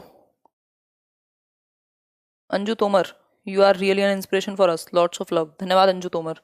चलिए, बहुत बातें करते हो। देखो, प्रत्येक बालक भाषा सीखने की जन्मजात क्षमता के साथ पैदा होता है। ह्यूमन बालक यानी मानव शिशु, आंतरिक क्षमता है, आप उसको एनवायरमेंट दे लीजिए, वो ऑटोमेटिकली अर्जित कर लेगा भाषा को, है ना, जिसे एलएडी कहा जाता है। ये जो क्षमता है किसकी वजह से? एक यंत्र की वजह से है, जिसको एलएडी का मतलब होता है भाषा, लैंग्वेज एक्विजिशन यानी भाषा अर्जन यंत्र। ये हमारे ब्रेन में कहीं है, अगर कहीं होता होगा, वैसे तो ये परिकल्पनात्मक है, अगर कहीं होता होगा तो लेफ्ट ब्रेन में ही पाया जाएगा, क्योंकि लैंग्वेज जो है वो लेफ्ट हेमिस्फेयर में ही पाई जाएगी, क्योंकि यही आपका लॉजिकल ब्रेन है। दूसरा ब्रेन क्रिएटिविटी के लिए है ना, सिंपल बात। अगर मैं बात करूं तो भाषा अर्जन यंत्र है जिसकी सहायता से बच्चे भाषा को एक्वायर कर लेते हैं, अर्जित कर लेते हैं आंतरिक क्षमता के कारण। ये 5 साल तक बहुत एक्टिव रहता है। ये एलएडी जो है 5 साल तक, 5 इयर्स तक बहुत एक्टिव, बहुत सक्रिय रहेगा। संवेदनशील काल है ये भाषा सीखने के लिए, क्योंकि बच्चा बहुत तेजी से भाषा को एक्वायर कर लेगा इस टाइम पीरियड में जब वो छोटा है। अगर आप उसको एडोलेसेंस में, अगर आप उसको किशोरावस्था में सिखाएंगे भाषा तो दिक्कत होगी, छोटा बच्चा जल्दी से एक्वायर कर लेगा, है ना, क्योंकि उसका एलएडी मजबूत है। टाइम के साथ 5 साल के बाद ये धीरे धीरे वीक होने लगता है। ये एक और कॉन्सेप्ट देते हैं जिसको ये यूनिवर्सल ग्रामर या सार्वभौमिक व्याकरण कहते हैं, जिसको ये सार्वभौमिक व्याकरण कहते हैं। सार्वभौमिक व्याकरण है, ये कहते हैं विश्व की सभी भाषाएं, जितनी भी लैंग्वेजेस हैं, वो एक मूल व्याकरण से संबद्ध रखती हैं या संबद्ध हैं, जुड़ी हुई हैं, जिसे समझने में एलएडी हमारी सहायता करता है। मतलब कुछ स्ट्रक्चर ऐसे हैं जो लगभग हर लैंग्वेज में कॉमन है, जिनसे हर एक लैंग्वेज जुड़ी हुई है, इसलिए ह्यूमन ब्रेन उनसे जुड़ा हुआ है और एक्वायर कर लेता है। इसी को यूनिवर्सल लैंग्वेज कहते हैं, यानी लगभग सभी भाषाओं के कुछ नियम जुड़े हुए होते हैं, और इन नियमों को अर्जित करने में, इनको क्रिएट करने में, जनरेट करने में क्या करता है मदद? एलएडी हमारी मदद करता है। तो एलएडी के द्वारा हम क्या करते हैं? इमिटेट नहीं करते रूल्स को, नकल नहीं करते, बल्कि उनको निर्माण करते हैं, जनरेट करते हैं हम ग्रामर के रूल्स को। ठीक है, धन्यवाद। आगे बढ़ जाएं। जनरेटिव ग्रामर का इन्होंने कॉन्सेप्ट दिया है। जनरेटिव ग्रामर में इन्होंने कहा है कि जनरेटिव ग्रामर क्या है, रूल्स को जनरेट करने में मदद करती है। सिंपल बात, कोई दिक्कत परेशानी, कोई दर्द, कोई दुख हो तो रख लीजिएगा अपने पास, क्योंकि भाषा अर्जन की क्षमता किसके साथ संबंधित है। कोई पेपर नहीं जिसमें चॉम्स्की से क्वेश्चन आया हो। सीडीपी में भी आएगा, हिंदी में भी आएगा, इंग्लिश में भी आएगा। 3-4 नंबर तो चॉम्स्की के ही हैं। फटाफट से बताओ, जल्दी से बताओ, जल्दी।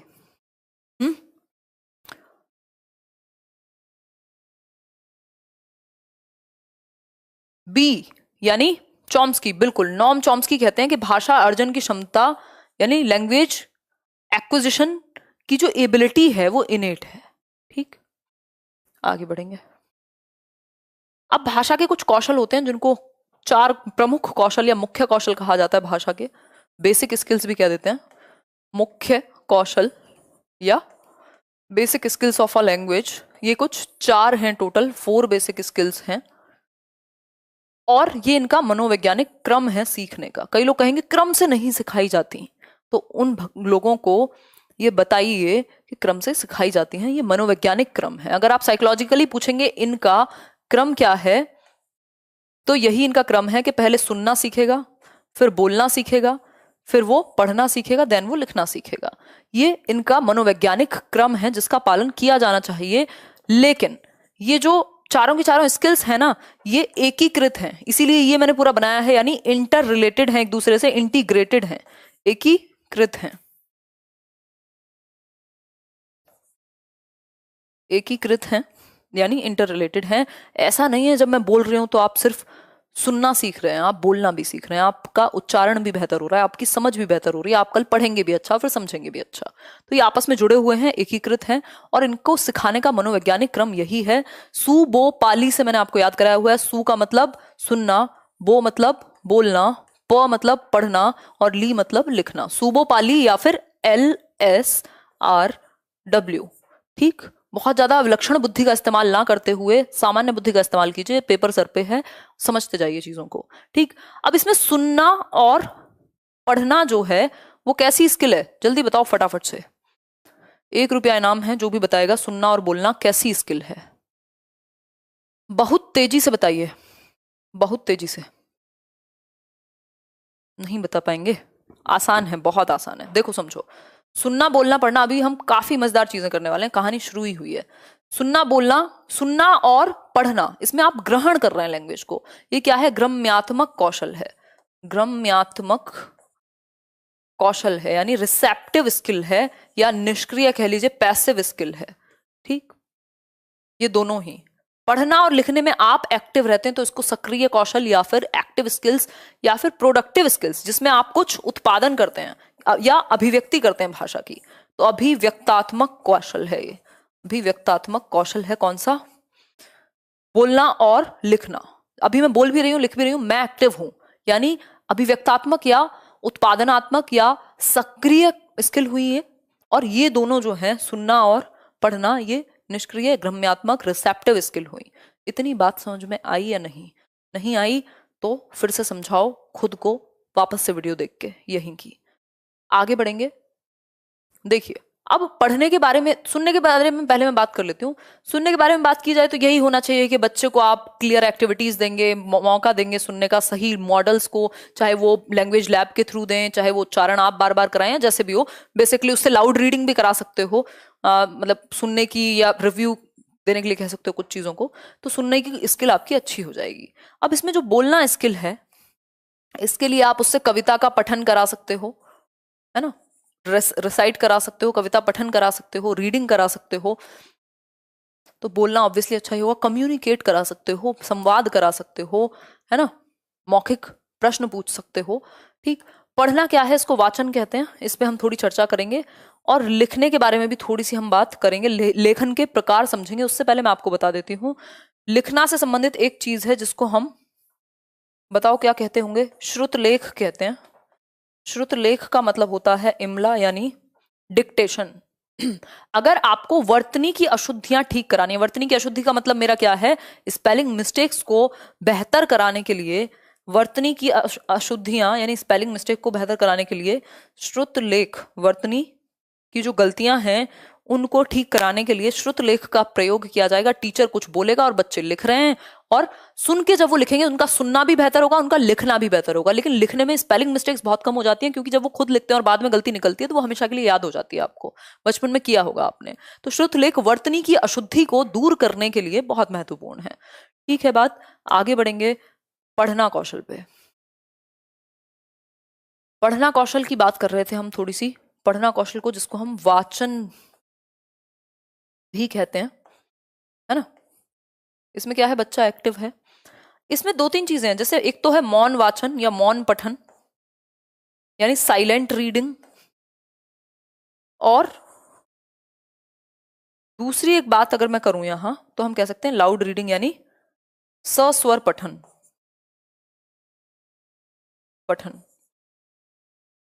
यानी लाउड रीडिंग। ठीक हो गई ये बात, कोई दिक्कत परेशानी इसमें हो तो बता दो। इंग्लिश के मैराथन कराएंगे, क्यों नहीं कराएंगे, बिल्कुल कराएंगे, 5 दिन 5 मैराथन होनी है भाई।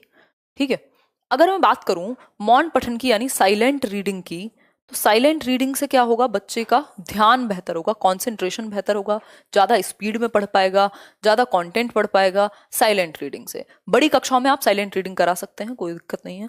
सस्वर पठन यानी लाउड रीडिंग, जब वो क्लास में एक बच्चे को खड़ा करके या ग्रुप में आप पढ़वाते हैं जोर जोर से, तो इससे क्या होता है, बच्चे का प्रोनाउंसिएशन यानी उसका उच्चारण सुधरता है, और पूरी क्लास सुनती है तो सुनने का, बोलने का, ये सभी कौशल उसके अच्छे होते हैं सस्वर पठन से। और रस भी आता है यदि कविता जैसी कोई चीज हो, कविता मतलब आपका पोइट्री। ठीक है बात, ये बेसिक सी चीजें आप याद रख सकते हैं, मुझे नहीं लगता इनमें कोई भी समस्या होगी। अब लेखन के कुछ प्रकार हैं, इनको एक बार देख लीजिए। लेखन यानी राइटिंग के, सुलेख होता है आपकी सुंदर सुंदर राइटिंग, यानी सुंदर लिखना, देख करके आपको पता है एक स्टैंडर्ड है कि ऐसा लिखोगे आप कॉपी में तो बहुत ही सुंदर होगा, सुलेख, सुंदर लेख। ठीक है, तो एक गुड हैंड राइटिंग को हम सुलेख कह सकते हैं। इसका भी खूब प्रैक्टिस कराई जाती है छोटी क्लासेस में, या बड़े होते हैं जैसे जैसे बच्चे एलिमेंट्री में आते हैं। श्रुतलेख एक प्रकार है, श्रुतलेख का मतलब ही है स्पेलिंग मिस्टेक्स को ठीक कराना, वर्तनी की अशुद्धियां दूर होंगी, डिक्टेशन होगी, टीचर बोलेगा बच्चा लिखेगा, जो कमियां होंगी दूर हो जाएंगी। अनुलेख होता है, जैसे ये होता नहीं, उसके ऊपर बच्चा बनाएगा, अ का पूरा ये बना हुआ है, इसके ऊपर वो पेन चलाएगा, है ना, तो ये अनुलेख कहलाता है। ये इनिशियल स्टेज में हेल्प करता है, इसको हम अनुलेख कहते हैं। कोई समस्या, परेशानी, कोई दर्द, कोई दुख हो तो बता दीजिए। सुलेख मतलब सुंदर राइटिंग, श्रुतलेख मतलब बच्चे को आप बोलेंगे और वो लिखेगा, इससे स्पेलिंग अच्छी होगी, और अनुलेख मतलब जो स्ट्रक्चर दिया होता है उसके ऊपर ही आपको बनाना होता है उसके अनुसार। भाषा के कुछ विकार होते हैं जिन पे 1 नंबर का क्वेश्चन आता ही है, लैंग्वेज डिसेबिलिटीज कह सकते हैं। एक है अफेजिया, जिसको अफेशिया लिखा हुआ है हिंदी में। इससे क्या है, ये लैंग्वेज कॉम्प्रिहेंशन से संबंधित परेशानी है, बच्चे को समझ में नहीं आती कि बात कही क्या गई है, बच्चे को समझ में नहीं आती कि बात कही क्या जा रही है, वो कॉम्प्रिहेंड नहीं कर पाता लैंग्वेज को, वो लैंग्वेज को कॉम्प्रिहेंड नहीं कर पाता। डिसलेक्सिया की यदि मैं बात करूं तो ये रीडिंग डिसऑर्डर है, पठन वैफल्य है, यानी पढ़ने में विफलता होगी, यानी बच्चा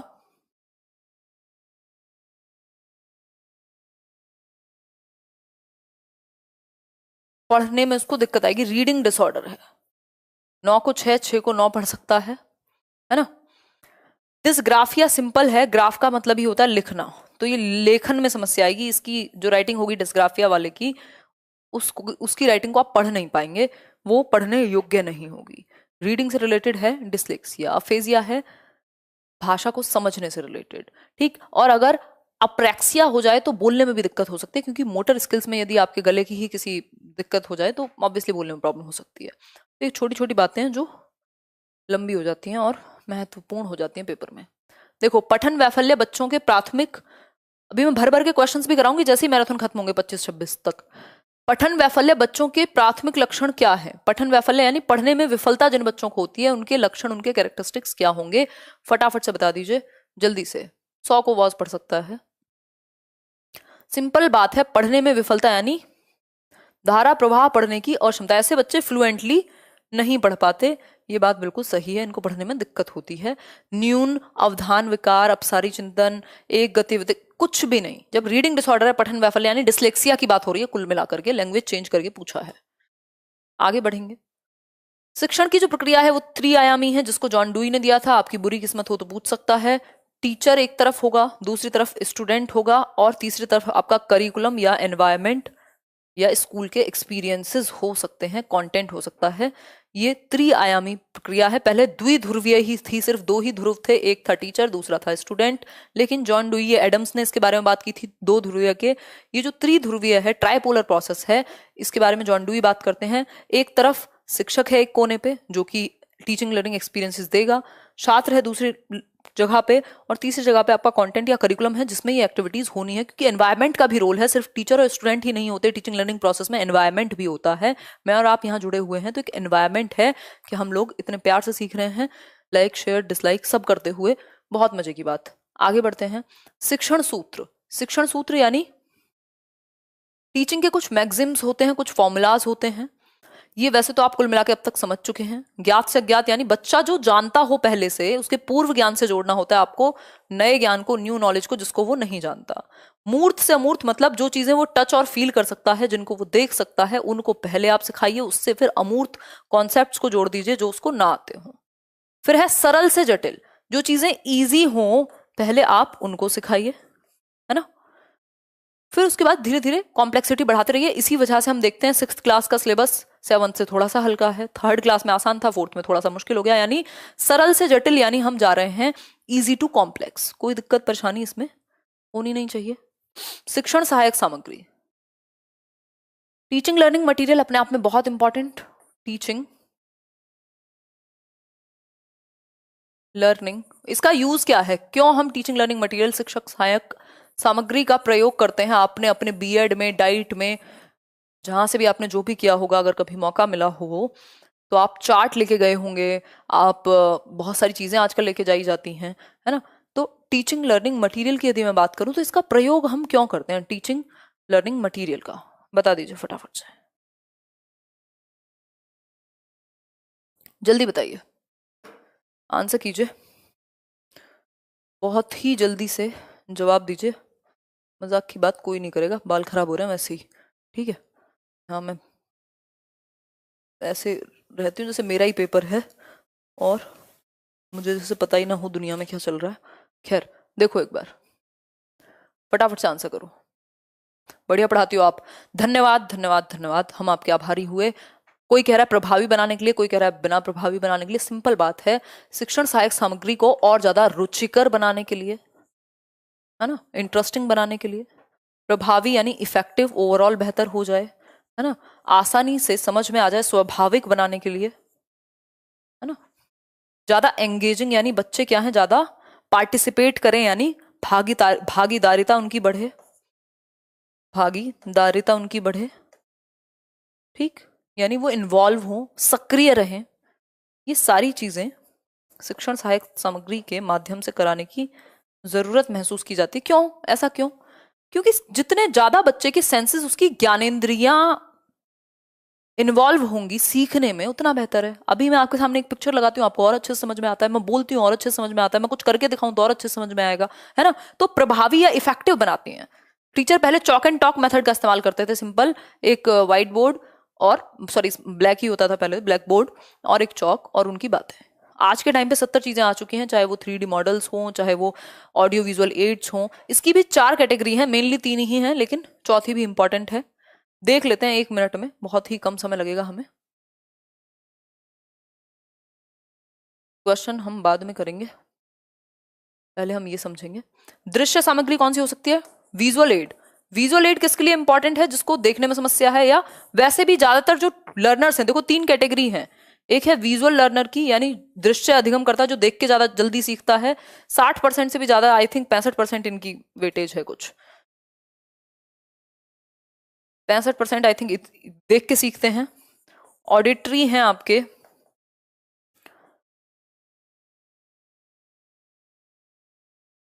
एग्जैक्ट बताओ एक बार, मैंने लास्ट टाइम बताया था, कभी ना कभी तो बताया हुआ है। कुल मिला के बात ये है, सबसे ज्यादा विजुअल लर्नर्स होते हैं, फिर ऑडिटरी, और जो काइंस्थेटिक हैं, जो करके ही समझ में आता है जिन्हें, वो सिर्फ 5% लोग हैं। ठीक है, 30% ये होगा ऑडिटरी आपका, जो सुन के सीखने वाले हैं उनकी संख्या 30%, 65% देख के जल्दी समझ में आता है लोगों को, और काइंस्थेटिक जिनको करके समझ में आता है उनको 5%। अब हम अगर कहें तो इन तीनों का ही मिश्रण करना पड़ेगा, क्योंकि किसी बच्चे को देख के जल्दी समझ में आएगा, किसी बच्चे को सुन के जल्दी समझ आएगा। तो विजुअल एड में कौन कौन आ सकता है? एक तो सिंपल शामपट कह सकते हैं। शामपट का मतलब तो समझते होगे। शामपट है आपका, क्या कहेंगे, ब्लैक बोर्ड। ये भी तो विजुअली एड है ना, जिसमें बच्चा देखेगा। ठीक है, टेक्स्ट बुक भी हो सकती है एक विजुअल एड।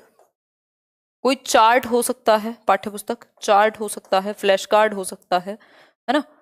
कुछ भी ऐसी चीजें जिनमें बच्चा देख करके सीखे, उसके देखने वाली जो ज्ञानेंद्रियां हैं वो एक्टिवेट हो, जैसे आप मुझे अभी देख भी रहे हैं। ठीक है बात, या कोई समस्या है? दीप्ति दास बताइए, आप रोज सुपर चैट करती हैं। ठीक हो गई बात?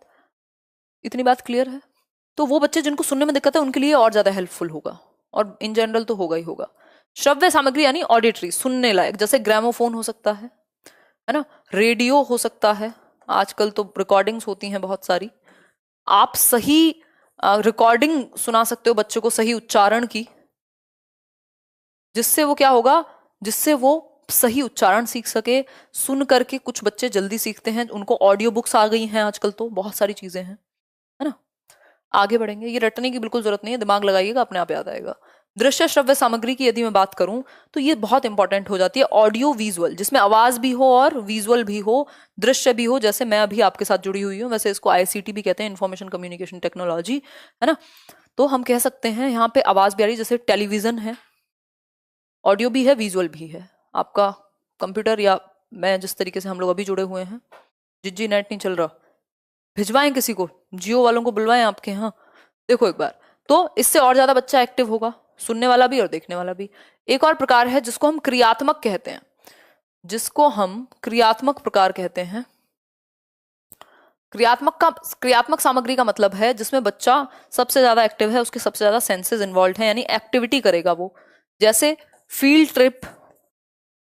ट्रिप आप कहीं ले गए उसको, किसी भी जगह पे, चाहे वो मॉन्यूमेंट हो, चाहे वो कुछ भी हो, जहां पे भी वो एक्टिवली पार्टिसिपेट कर सके। किसी साइंस म्यूजियम को दिखाने लगे, कहीं भाषा की प्रयोगशाला में लेकर के चले गए, जहां बच्चे आपस में डिस्कशन कर रहे हैं, है ना। बादल कुमार कह रहे हैं आप बहुत अच्छे टीचर हो, इतना अच्छा पढ़ाने के लिए धन्यवाद, थैंक यू सो मच बादल। देखिए, फील्ड ट्रिप हो गई, कोई एक्टिविटी हो गई, ग्रुप एक्टिविटी, कहीं आपने बच्चों को मौका दिया, डिस्कशन डिबेट्स जो होती हैं वो सब हो जाएंगी, जिसमें बच्चा एक्टिव होगा फिजिकली भी। एक क्वेश्चन आपके सामने प्रस्तुत है, जरा देखिए। प्राथमिक स्तर पर पाठ्य पुस्तक में कार्टून, भाषण, विज्ञापन आदि बच्चों के भाषा क्षमता विकास में डैश है, यानी प्राइमरी लेवल पर जो टेक्स्ट बुक है उसमें कार्टून्स हो सकते हैं, भाषण हो सकते हैं, विज्ञापन हो सकते हैं, यानी क्या कहते हैं उसको हम, एडवर्टीजमेंट्स, है ना। फटाफट से बताइए विकास में कैसे होंगे? अभी तो डिस्कस किया था, जो बच्चे की भाषा क्षमता, लैंग्वेज एबिलिटी या लर्निंग है उसमें बेहतर होंगे। कोई भी टीचिंग लर्निंग मटेरियल, ये सब क्या है? ये शिक्षण सहायक सामग्रियां हैं जो हेल्पफुल होंगी बच्चे को भाषा सीखने में। सिंपल बात है, बाधक थोड़ी होंगी, निरर्थक का मतलब कोई इस्तेमाल ही नहीं है, अनुपयोगी भी नहीं होंगी, है ना। तो हेल्पफुल होगा, सहायक होगा। आगे बढ़ेंगे। प्राथमिक स्तर पर, नेक्स्ट क्वेश्चन है, प्राथमिक स्तर पर भाषा सीखने में भाषा संबंधी कौन सा संसाधन, यानी कौन सा मटेरियल टीचिंग लर्निंग सबसे ज्यादा इंपॉर्टेंट है? सबसे ज्यादा इंपॉर्टेंट वो है जिसमें बच्चा सबसे ज्यादा एक्टिव हो, सबसे ज्यादा सीखने को जिससे उसको मिल सके, वो सबसे ज्यादा बेहतर है। सिंपल बात है, इसमें तो कोई बहुत बड़ा ऐसा नहीं है कि रॉकेट साइंस लगी हुई है। फटाफट से बता दो आंसर इसका, बहुत तेजी के साथ, है ना। जल्दी बताओ। 15% हमारे लैपटॉप में बैटरी बची है, वो हम चार्ज कर लेंगे, लेकिन मेगा त्रिपाठी 10% पे लगाएंगे हम चार्जर में, अभी इसको रोने दीजिए। देखिए, प्राथमिक स्तर पर भाषा सीखने में भाषा संबंधी कौन सा संसाधन, बताओ जल्दी। बाल साहित्य। जब वो चिल्ड्रंस लिटरेचर पढ़ेगा ना तो उसको मजा आएगा, उसमें कहानी होंगी, किस्से होंगे, वो कल्पना करेगा, वो सोचेगा। बेसिकली जो कहानी का तरीका है ना, वो एक होलिस्टिक अप्रोच है, वो एक समग्रतावादी मॉडल है जो भाषा को सिखाने का, जिसको अच्छा माना जाता है। क्योंकि जब आप कहानी सुन रहे हैं तो आप सुन भी रहे हैं, पढ़ भी रहे हैं, इमेजिन यानी कल्पना भी कर रहे हैं, तर्क भी है, सोचना भी है, आपकी पर्सनैलिटी को भी वो प्रभावित करेगा। तो सबसे बेहतर बाल साहित्य होगा, क्योंकि बच्चा डायरेक्टली कनेक्ट कर पाएगा चंपक की कहानियों से और चाचा चौधरी की कहानियों से, बजाय के कंप्यूटर के। आगे बढ़ेंगे, ये तो हम कर ही चुके हैं। मजा आ रहा है कि नहीं? ये इससे रिलेटेड एक क्वेश्चन है, मूल्यांकन एवं उपचारात्मक शिक्षण। ये हमारा आखिरी ही टॉपिक है, जिसमें हम उपलब्धि परीक्षण क्या है, दक्षता परीक्षण क्या है, अभिरुचि परीक्षण क्या है ना, और फिर एक दो क्वेश्चन और बहुभाषिकता और पाठ्यपुस्तक, इनको करके चुपचाप से सो जाएंगे। इसमें भी लग जाएगा आधा घंटा, तो 20 मिनट भी लग सकते हैं। देखो, मूल्यांकन एवं उपचारात्मक शिक्षण यानी इवेल्युएशन एवं डायग्नोस्टिक या रेमेडियल टीचिंग। ठीक है बात? This is my favourite live class. अच्छा जी, धन्यवाद, आप लोग इतनी संख्या में जुड़े हुए हैं इतनी रात को। मूल्यांकन, देखो इसको सीसीई से भी जोड़ सकते हो आप, सतत एवं व्यापक मूल्यांकन। सतत एवं व्यापक का मूल्यांकन का मतलब क्या है कि बच्चे को आप एक तो लगातार यानी कॉन्टिन्यूअसली आप क्या कर सकें, असेस कर सके, आकलन कर सके। आकलन का उद्देश्य क्या होता है ये बताओ? पानी है नहीं यार, गर्म करके लाना पड़ेगा। ये बताओ, आकलन का उद्देश्य क्या होता है ये बता दो फटाफट से, 1 मिनट के अंदर अंदर। आकलन का एक सिंपल उद्देश्य है, जो आपने बच्चे को सिखा दिया है किस हद तक सीख लिया, उसको सीखने में मदद मिले, जहां कमियां हैं उनको पूरा किया जा सके, है ना। क्या सीखा है, कितना सीखा है, कैसे सिखाना है, क्या आपके मेथड्स कामयाब हो रहे हैं जिन मेथड से आप सिखा रहे हैं, ये सारी चीजें हैं। ठीक, इस वजह से आकलन किया जाता है, ना कि इस बात के लिए कि नंबर कितने आए। सतत एवं व्यापक का मतलब है कॉम्प्रिहेंसिव, यानी लगभग सभी पक्षों में, उसका शारीरिक, सामाजिक, सांवेगिक, हर एक पक्ष, सिर्फ पेन पेपर का पक्ष नहीं। ठीक है अंकित, सुपर चैट कर रहे हैं आप भी। देखिए, व्यापक की यदि मैं बात करूं तो ये कॉम्प्रिहेंसिव होगा, कॉम्प्रिहेंसिव। ठीक, कॉम्प्रिहेंसिव मतलब हर एक पक्ष में, स्कोलैस्टिक और को स्कोलैस्टिक। स्कोलैस्टिक क्या होता है? शैक्षिक व सह शैक्षिक। शैक्षिक होता है पेन पेपर से संबंधित, और सह शैक्षिक होता है आपके बाकी सारे पक्ष, खेलना कूदना, दौड़ना, भागना, जितनी भी चीजें हैं। तो हर एक पक्ष में आप बच्चे का आकलन करते हैं, सिंपल बात है। मूल्यांकन एक बड़ा शब्द है जिसमें आकलन, मापन, ये सब आ जाते हैं। आकलन में आप ये देखते हैं कैसे सीखता है, मापन में आप ये देखते हैं कितना % सीख लिया है, और मूल्यांकन ओवरऑल जजमेंट के लिए होता है। ठीक है बात, फीडबैक के लिए भी आप, या इंप्रूवमेंट के लिए भी आप ये सारी चीजें करते हैं। अब दो शब्द हैं, एक है उपचारात्मक शिक्षण जिसको हम रेमेडियल टीचिंग कहते हैं, दूसरा एक शब्द है जिसको हम निदानात्मक शिक्षण कह लीजिए या परीक्षण कहेंगे। निदानात्मक परीक्षण, इसका मतलब है डायग्नोस्टिक टेस्ट। डायग्नोस्टिक का मतलब ही है जैसे डॉक्टर आपकी किसी भी बीमारी को डायग्नोज करता है खुद से लक्षण देख करके, या फिर आपका पैथोलॉजी लैब में भेज के आपका टेस्ट करा करके, उसी तरीके से यहाँ पे भी शिक्षक का भी काम यही है कि बच्चे को कुछ टेस्ट देके या जैसे भी पॉसिबल हो पता लगाया जाए, निदान किया जाए कि उसको प्रॉब्लम है कहाँ, सीखने में कमी कहाँ रह गई है, गैप कहाँ रह गया है। ये बहुत ही कीवर्ड है कि गैप कहाँ है सीखने में, ये आप पता लगा सकें, डायग्नोज कर सकें। उसके बाद हमेशा आप रेमेडियल टीचिंग यानी उपचारात्मक शिक्षण देते हैं, या तो दोबारा से पढ़ाएंगे या नए तरीके से पढ़ाएंगे, जहां उसमें कमी रह गई उसको पूरा करेंगे, फुलफिल करेंगे गैप को। Do you understand this? बताइए, कोई समस्या, परेशानी, कोई दर्द, दुख हो तो बताओ। सोहेल क्या कह रहे हो? Ma'am you are a good teacher, मेरा नाम ले लीजिए। सोहेल नाम तो ले लिया आपका, बट ये बताओ ये बात समझ में आई कि नहीं आई है? रिचा, अमित, जल्दी बताओ, बहुत तेजी से बताओ। सब समझ में आ गया, चलो। तो हमेशा याद रखना, पहले डायग्नोस्टिक यानी निदानात्मक परीक्षण होगा, फिर उपचार दिया जाएगा। ठीक, उपलब्धि परीक्षा, इस पे बड़े कंफ्यूज रहते हैं कई लोग। उपलब्धि परीक्षण या उपलब्धि परीक्षा का मतलब है अचीवमेंट टेस्ट। अचीवमेंट टेस्ट, ये चीजें इंग्लिश में भी एज इट इज ही रहेंगी जब हम इंग्लिश पेडागोजी करेंगे। अचीवमेंट टेस्ट, कुछ चीजें बिल्कुल कॉमन है। अचीवमेंट टेस्ट का मतलब क्या है? यस वी अंडरस्टैंड, उषा जी कह रही हैं। देखिए, अचीवमेंट टेस्ट का मतलब है आप ये देख रहे हैं एक परीक्षा ले रहे हैं, आपने साल भर पढ़ा दिया बच्चे को, अब आप जानना चाहते हैं कि उसने किस हद तक सीख लिया है, कैसा सीखा है, शिक्षण कार्यक्रम जो आपकी टीचिंग लर्निंग का पूरा प्रोसेस था वो किस हद तक सफल हो पाया है ना। ये बातें आप ये चीजें क्लैरिफाई करना चाहते हैं, इसलिए आप एक उद्देश्य उपलब्धि परीक्षण बनाते हैं, एक अचीवमेंट टेस्ट बनाते हैं, जिससे पता कर सकें कि बच्चे ने कितना सीख लिया है, कैसे सीखता है, अगर कहीं कमी है तो उसको कैसे ठीक कराएं। ठीक है रवि सोनी। फिर है भाषा कौशलों को कहाँ तक सीख पाया और उनके आधार पर भाषा का प्रयोग किस हद तक उपयुक्त ढंग से कर पाया है आदि। मतलब जो कौशल, जो स्किल्स, सुनना, बोलना, पढ़ना, लिखना उसको सिखाए गए थे, उनके आधार पे वो लैंग्वेज को यूज कर भी पा रहा है कि नहीं, जो सिखाया गया वो कितना इफेक्टिव था, कहां तक वो पहुंचा है, कैसे उसको ठीक करना है, ये बातें अचीवमेंट परीक्षण में यानी अचीवमेंट टेस्ट उपलब्धि परीक्षण में आती हैं। अब तो नाम ले लीजिए, मुबारक अली कह रहे हैं, मुबारक हो मुबारक अली, आपका नाम ले लिया है। दक्षता परीक्षा देख लीजिए। दक्षता परीक्षा है आप कितने प्रवीण हो गए किसी चीज में, है ना, मतलब कितने पारंगत, कितने आप परिपक्व, कितने आप मास्टर कर लिया आपने किन स्किल्स को। वहां तो बात ये थी कि कैसे सीखा है, कितना सिखाया है, उसको कितना अचीव किया है। यहां बात ये है क्या आप दक्ष हो गए किसी चीज में या नहीं, आप परिपक्व हो गए कि नहीं, आप मास्टर कर लिया आपने स्किल्स या नहीं कर लिए। यहां बात मास्टरी की है कि किस हद तक मास्टरी हुई है। तो ये हल्का सा ही अलग है उससे। इसमें यह जाना जा सकता है कि शिक्षार्थी शिक्षण विषय को कहां तक समझ पाया है और कौशलों की दक्षता या प्रवीणता किस किस स्तर तक, किस लेवल तक कर लिया, इस बात का इनको हाथ में चाहिए रिजल्ट। ये नहीं कि कितना हो गया देख लें, बाकी ज्यादा बातें नहीं। इसमें मेन फोकस है मास्टरी हुई कि नहीं, और हुई तो किस हद तक हुई। फोकस है मास्टरी पे कि अगर उसकी स्पीकिंग स्किल अच्छी है तो कितनी हद तक अच्छी है, क्या वो डिबेट में पार्टिसिपेट कर लेगा, क्या वो इसी चीज में पार्टिसिपेट कर लेगा। ठीक, तो ये दक्षता परीक्षा है, परीक्षण है। इससे पहले बच्चे को नॉलेज होनी जरूरी है। एक है अभिरुचि टेस्ट यानी एप्टीट्यूड टेस्ट कहते हैं इसको। एप्टीट्यूड मैंने आपको सीडीपी क्लास में बताया था।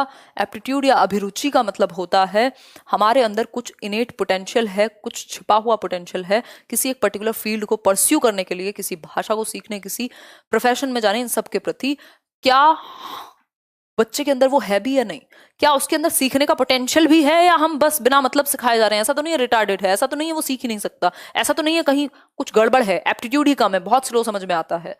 ये सारी बातें अभिरुचि परीक्षण के बारे में हैं। इतने आप लाइक शेयर कीजिए। और मैं कहाँ से आती हूँ, मैं चार्जर लेके आती हूँ अगले 1 मिनट के अंदर अंदर, है ना, और चाय भी लेके आती हूँ। 1 ही मिनट लगेगा बस, बहुत मजे से भी इंपॉर्टेंट, बस 20 मिनट का काम और होगा हमारा।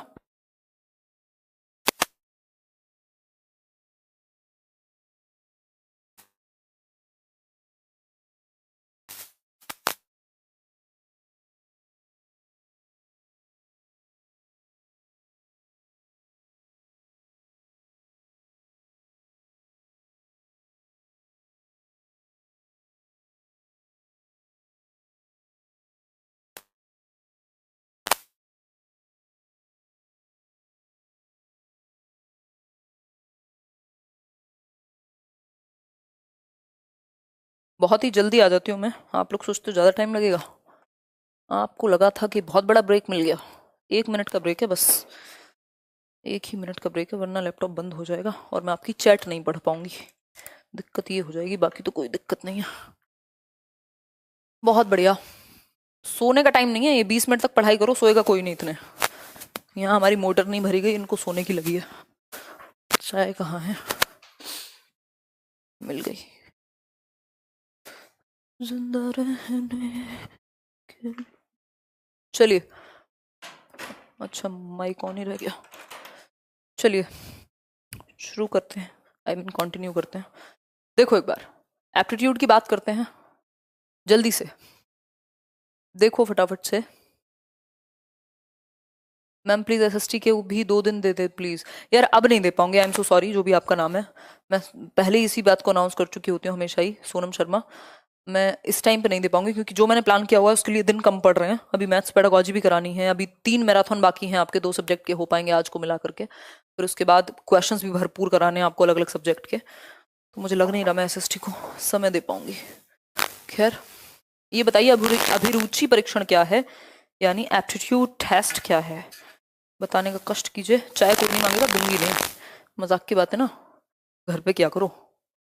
नाबिल अली क्या पूछ रहे हैं, कोई सुपर चैट नहीं पढ़ रही हूँ मैं अभी, क्योंकि मुझे चाय पीने पे फोकस करना है। चलो देखो एक बार,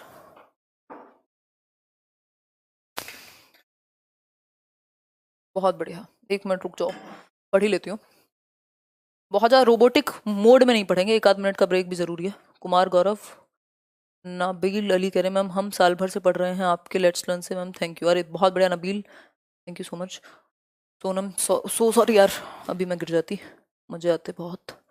चंदन सिंह क्या कह रहे हैं आपकी सीडीपी हिंदी में कब तक आएगी? 2019 से इंतजार कर रहे हैं। आई अंडरस्टैंड चंदन, उसको अपने अंडर ही लाया जाएगा, पता नहीं अभी तो कब आएगी। अभी तो बुक से कहीं ज्यादा बैच में डिस्कशन होगा, इसलिए भी मैं नहीं अभी ला रही हूँ, क्योंकि बैच खतरनाक आ रहा है। उसमें कह सकते हैं कि मतलब वीडियोस से लेके नोट्स से लेके और क्वेश्चंस तक आपकी सारी नीड्स कवर हो जाएंगी, और वो ज़्यादा इफेक्टिव रहेगा। वो आप सारे नोट्स प्रिंट करके निकाल लीजिएगा जो मिलेंगे उसमें। मैं प्रॉपर बाइलिंगुअल का सोच रही हूँ। पेडागोजी का बैच करियर पे आ चुका है, 27 से रजिस्ट्रेशन शुरू होंगे, याद रखना 1 दिन में ही, फिर आगे बंद हो जाएंगे नहीं तो। खैर ये तो एक बात हुई। चलिए देखो, अभिरुचि यानी एप्टीट्यूड टेस्ट, इससे यह पता चलता है कि शिक्षार्थी भाषा सीखने के लिए उपयुक्त अभिरुचि रखता है अथवा नहीं। मतलब उसमें एप्टीट्यूड है भी लैंग्वेज को सीखने का या नहीं, ये बताना है ना। उसके अंदर एप्टीट्यूड है लैंग्वेज एक्विजिशन का या लर्निंग का या नहीं। उपयुक्त यानी इतना एबल है कि वो सीख जाएगा, कहीं ऐसा तो नहीं है उसकी एबिलिटी उतनी कम है कि नहीं सीख पाएगा, ऐसा कमी केस में होगा। यह भी अनुमान लगाया जा सकता है कि शिक्षार्थी अपेक्षित शिक्षण में, जो आप आगे एस्पायरिंग टीचिंग करने वाले हो फ्यूचर में, वो जैसे कुछ होता नहीं, बच्चों से टेस्ट पूछ लेते हैं कुछ सवाल के, अभी क्या हिसाब किताब है, कहाँ स्टैंड करता है, तो जो आप एस्पायरिंग टीचिंग आगे कराओगे वो उसमें कितना सफल हो पाएगा, उसको समझ भी आ पाएगा कि नहीं, या आप भैंस के आगे बीन तो नहीं बजा रहे होगे, है ना। इसके लिए यह आवश्यक नहीं कि शिक्षार्थी को लक्ष्य विषय का पूर्व ज्ञान हो सकता है उसको कोई नॉलेज ना हो उस सब्जेक्ट की, लेकिन आप तो उसकी बिल्कुल, आप नॉर्मली उसके अंदर एप्टीट्यूड है सीखने का या नहीं, कोई भी आसपास की चीजें पूछ सकते हो। दक्षता परीक्षा जो थी, जो मास्टरी वाला टेस्ट था, उसमें ज्ञान होना आवश्यक था, सब्जेक्ट पे मास्टरी होनी जरूरी थी। यहाँ मास्टरी की जरूरत नहीं है, बस एबिलिटी हो, वो उत्सुकता हो, वो क्षमता हो कि वो भाषा को सीख पाए। ठीक है बात, कोई दिक्कत परेशानी, कोई दर्द, कोई दुख नहीं होगा मेरे ख्याल में इस बात को समझने में। आगे बढ़ जाएंगे। डिसलाइकर्स से दुखी मत हुआ करो, मैं तो मजे लेती रहती हूँ, मेरे सामने ना लाइक डिसलाइक दोनों दिखते रहते हैं, 1% भी नहीं होते हैं डिसलाइक, तो उन पे कौन ध्यान देगा। लेकिन मैं तो आदत हो गई है बीच बीच में आपको रीइंफोर्स करने के लिए, और क्या कहूँ यहाँ पे। देखो, एक क्वेश्चन है, आकलन किस लिए करते हैं, आकलन का उद्देश्य क्या है, ये मैंने आपके साथ अभी डिस्कस किया था। बताओ आकलन का उद्देश्य क्या है, आकलन का उद्देश्य क्या है, ये बता दो। ये वाली बॉटल है क्या आपकी? नहीं, ये तो यार मम्मी की पुरानी बॉटल है, मेरी तो आज उधर चली गई है एक्सचेंज में, ऐसी ही है वो, उसमें भी कुछ खास नहीं है ना। जल्दी बताओ फटाफट से आंसर बताओ, 1 मिनट में कंटिन्यू करें, कोई जल्दीबाजी नहीं। 1-2 चम्मच खाने तो जाना है, आज मैंने बहुत ड्राइविंग की है, लगभग एयरपोर्ट गई हूँ और आई हूँ वापस।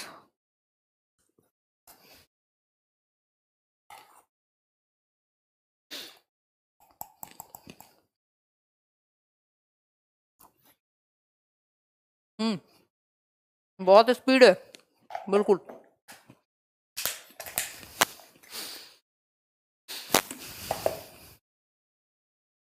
देखो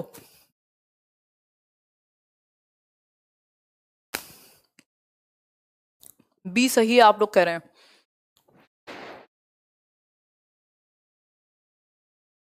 यार ज्यादा गर्म है। देखो, पठन क्षमता का आकलन नहीं, पठन का ही क्यों, फिर तो ओवरऑल करो ना।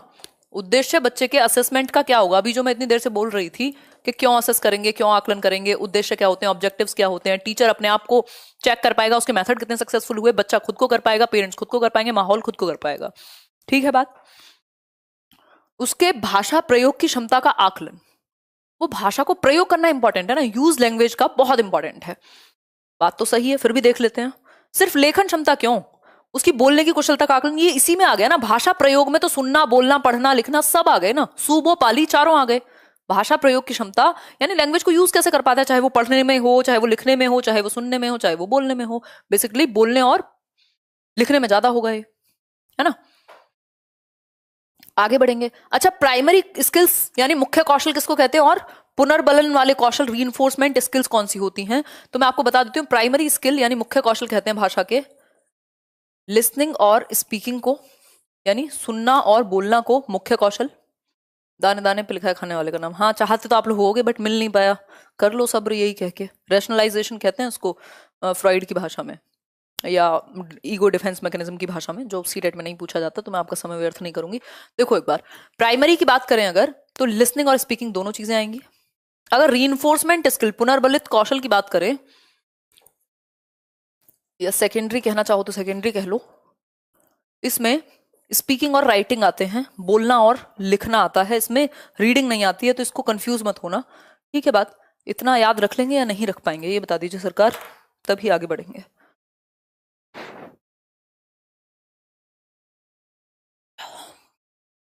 कि कौन हंस रहा है इतना?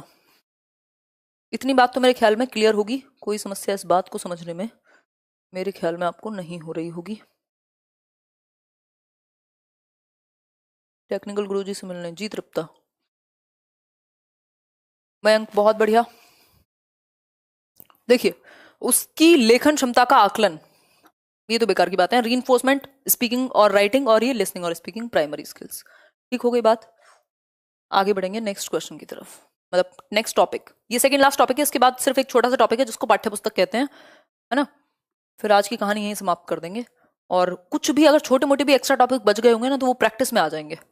वो जब हम प्रैक्टिस करेंगे इसकी 100 क्वेश्चन या जितने भी करेंगे एक साथ। बहुभाषिकता क्या है, यानी मल्टीलिंगुअलिज्म, बताओ एक बार। बहु का मतलब मल्टी, यानी कई भाषाएं बोली जाती हैं एक कक्षा में। अभी मैंने आपको शुरुआत में बताया था, भारत में राजभाषा है, राष्ट्रभाषा नहीं है। उसका कारण क्या है? भारत एक बहुभाषी देश है जहां बहुत सारी भाषाएं बोली जाती हैं, और एनसीएफ इस बहुभाषिता को एक क्या मानता है? संसाधन मानता है, संसाधन मानता है, एक एसेट मानता है, एक रिसोर्स मानता है। इसको बिल्कुल भी वो लिमिटेशन नहीं मानता, बिल्कुल भी लिमिटेशन नहीं मानता। ठीक है बात, इतनी बात क्लियर हुई कि नहीं? कोठारी कमीशन 1964-66 में आया, जिसने 3 लैंग्वेज फॉर्मूला की बात की। उन्होंने कहा है कि मातृभाषा होनी चाहिए पहली, दूसरी आपकी अगर हिंदी मातृभाषा है तो इंग्लिश हो सकती है दूसरी लैंग्वेज, तीसरी आपकी कोई भी मॉडर्न इंडियन लैंग्वेज या रीजनल लैंग्वेज। अगर जहां पे जो हिंदी भाषी राज्य नहीं है वहां पे उनकी मातृभाषा, दूसरी भाषा हिंदी, और तीसरी इंग्लिश या फिर कोई भी मॉडर्न इंडियन लैंग्वेज। ठीक है बात। देखो, मल्टीलिंगुअल का मतलब है एक क्लास में कई भाषाएं बोलने वाले बच्चे होंगे। एक पंजाबी बोलने वाला बच्चा भी होगा, एक मलयाली बोलने वाला भी, मलयालम बोलने वाला भी बच्चा होगा, एक गुजराती बोलने वाला भी बच्चा होगा। यानी एक से अधिक या कई, 2 से अधिक भाषाएं बोलने वाले बच्चे एक कक्षा में पाए जाएंगे। अब इनके साथ क्या करेंगे? इनको अपनी मातृभाषा में बोलने देंगे। इनकी भाषा को, जो बच्चे की मातृभाषा है, उसको एक संसाधन के रूप में प्रयोग करेंगे ऐसी बहुभाषी कक्षा के अंदर। कभी भी बच्चे में परिवर्तन नहीं करना, खुद में लाना है परिवर्तन। वो धीरे धीरे आपकी लक्ष्य भाषा सीख जाएगा यदि आपने उसको मातृभाषा सिखा दी है तो, मतलब मातृभाषा का प्रयोग करने दिया है तो। बहुभाषिता में सब कुछ शामिल है, क्यों नहीं शामिल होगी? इंग्लिश भी शामिल होगी, हर भाषा। बहु का मतलब है मल्टीपल लैंग्वेज, मल्टीपल लैंग्वेज। चाय के साथ पार्ले जी खाया करो। सही कह रहे हो। वीर यादव किसकी बात कर रहे हो यार? ऐसी कैसी तो बातें करते हैं अजीब अजीब सी।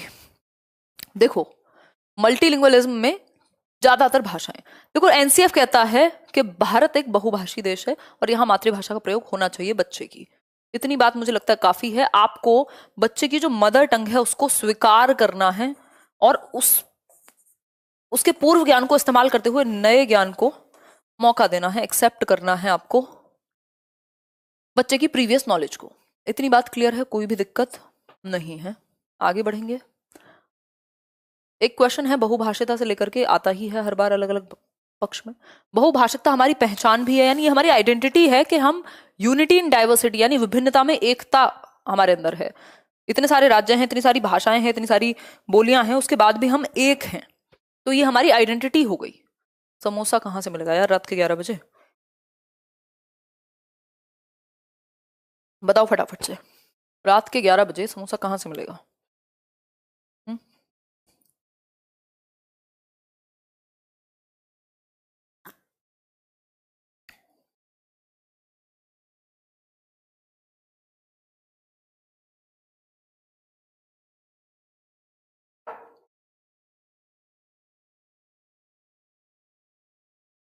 खैर, देखिए एक बार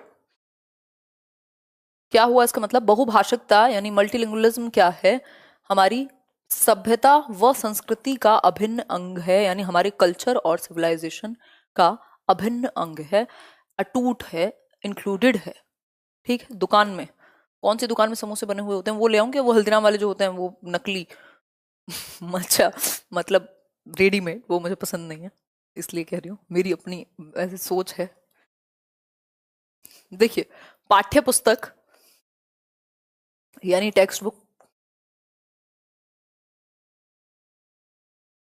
टेक्स्ट बुक। ऐसे समोसा तो गर्म ही समझ में आता है ना, ठंडा समोसा कौन खाए। देखो एक बार,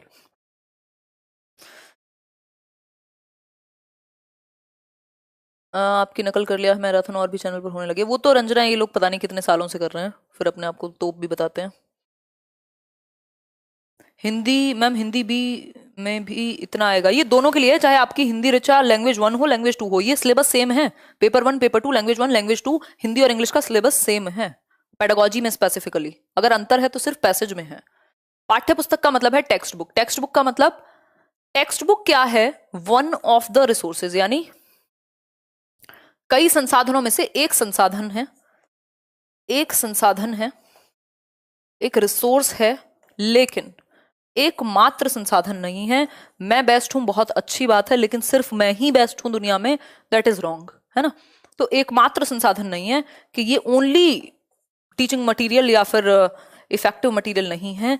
एक अच्छा संसाधन है, कलरफुल होनी चाहिए, आसान भाषा होनी चाहिए, परिभाषाओं पे कम और व्यवहारिक ज्ञान पे ज्यादा बेस्ड हो, सुगम, सुंदर, सस्ती, टिकाऊ होनी चाहिए। जो मैं बोलती हूँ, पाठ्य पुस्तक आपकी बच्चे के स्तर के अनुरूप होनी चाहिए। ये सारी विशेषताएं हैं पाठ्य पुस्तक की, जिनको आप ध्यान रखेंगे। ठीक है, इतनी बात आपको समझ में आ गई हो तो बता दीजिए, ना आई हो तो क्या ही कर सकते हैं, छोटी सी बात है। इसको सब कुछ नहीं मानना कि सब कुछ है, नहीं, ये वन ऑफ द रिसोर्सेज है, बहुत सारे रिसोर्सेज में से एक रिसोर्सेज आपकी पुस्तक है, आपकी किताब है। ऐसा नहीं है, आप अपनी एक्टिविटीज भी करा सकते हैं, ऑडियो विजुअल एड्स भी दिखा सकते हैं, आप उनको ऑडियो भी सुना सकते हैं, आप उनको भाषा की प्रयोगशाला यानी लैंग्वेज लेबोरेटरी में भी लेके जा सकते हैं, जहां उनको सही उच्चारण का, ग्रुप डिस्कशन का, ग्रामोफोन या रेडियो रिकॉर्डिंग, ऑडियो वीडियो सबका सीखने का, कंप्यूटर पे सीखने का भाषा को मौका मिले, जहां ऑटो करेक्शन वगैरह होता है कंप्यूटर में, तो उनको ऑटोमेटिकली आती हैं चीजें। सारी चीजों का इस्तेमाल कीजिए, सिर्फ किताब का नहीं, सिर्फ पाठ्य पुस्तक का नहीं। ठीक है बात। तो आज के लिए इतना ही। ये पूरा सेशन रिवाइज कीजिएगा ढंग से एक बार, उसके बाद क्वेश्चन लगाइएगा, निकलेंगे क्वेश्चन। नहीं निकल रहे हो तो अभी इसके बाद मैं क्वेश्चंस भी कराऊंगी एक दिन। अभी मैराथन कल हम ईवीएस का करेंगे जहां तक है, और परसों इंग्लिश, फिर मैथ्स, है ना। 5 दिन 5 मैराथन की बात हुई थी ना। और ये बैच है करेलू पे, पेडागोजी स्पेशल है, इसमें और सब्जेक्ट नहीं, बट जहां पे भी सीटेट के बाद आप जाते हैं, चाहे वो केवीएस हो, यूपी टेट हो, सुपर टेट हो, डीट प्लस बी हो, रीट हो, कोई भी, जहां पे पेडागोजी 100 नंबर, 50 नंबर, 40 नंबर, मतलब ये इन डेप्थ सिर्फ पेडागोजी का बैच है, जिसमें educational psychology, child development, pedagogy, teaching methodology, ये सारे एस्पेक्ट डीप में होंगे, proper detailed, with notes, with questions, bilingual. ठीक है, करियर ऐप पे है ये। 27 से शुरू होगा, बैच शुरू होगा 10 से, क्योंकि आप फ्री हो जाएं एक बार सीटेट का पेपर देके, तब आगे की तैयारी शुरू कीजिएगा। 4 महीने कम से कम चलेगा, क्योंकि बड़ा बैच है, 100-150 घंटे का, डेली 1.5 घंटे की क्लास इसमें होगी। ठीक है, ये आप देख पा रहे होंगे, पीडीएफ भी मिल जाएगी, उसमें चेक कर लेना। इतनी सी बात है। सेशन पसंद आया हो लाइक शेयर कीजिएगा, ना पसंद आया हो डिसलाइक कर दीजिएगा, कोई दिक्कत वाली बात नहीं है ना। कल मिलेंगे नेक्स्ट सब्जेक्ट के साथ। बहुत मजा आता है आप लोगों के साथ डिस्कशन करके, अमेजिंग डिस्कशन, है ना। 1 मिनट रुको, मैं आपके कुछ कॉमेंट्स पढ़ लूँ। पार्ले जी वालों ने सबसे बड़ा उदाहरण दिया है, पीढ़ी बदल गई लेकिन पार्ले की बच्चा नहीं बदला। बहुत बढ़िया जी प्रशांत, क्या कहने। पैराग्राफ का कुछ बता दीजिए मैम, कैसे कवर करें टाइम के अंदर, बहुत गलत होता है उसमें, स्पेशली टाइटल में। रिमझिम इस पे बात कर लेंगे एक दिन कि पैराग्राफ पे आप क्या करेंगे।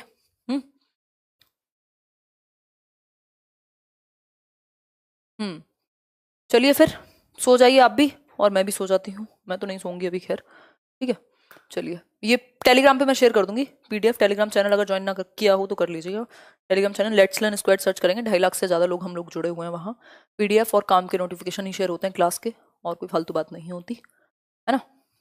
चलिए, ध्यान रखिए, सीटेट में ग्रामर का कोई महत्व नहीं है, व्याकरण का 2 नंबर 3 नंबर मुश्किल से, और वो भी आप अपनी अंडरस्टैंडिंग बेस्ड कर देंगे। अब तक यहां तक ये सेशन देख लिया तो लाइक शेयर तो करेंगे ही करेंगे, और रिवाइज जरूर कीजिएगा इसको, या तो नोट्स बना लीजिएगा एक नोटबुक में 5 के 5 मैराथन के। चलिए, गुड नाइट, ध्यान रखिए अपना, कल मिलते हैं।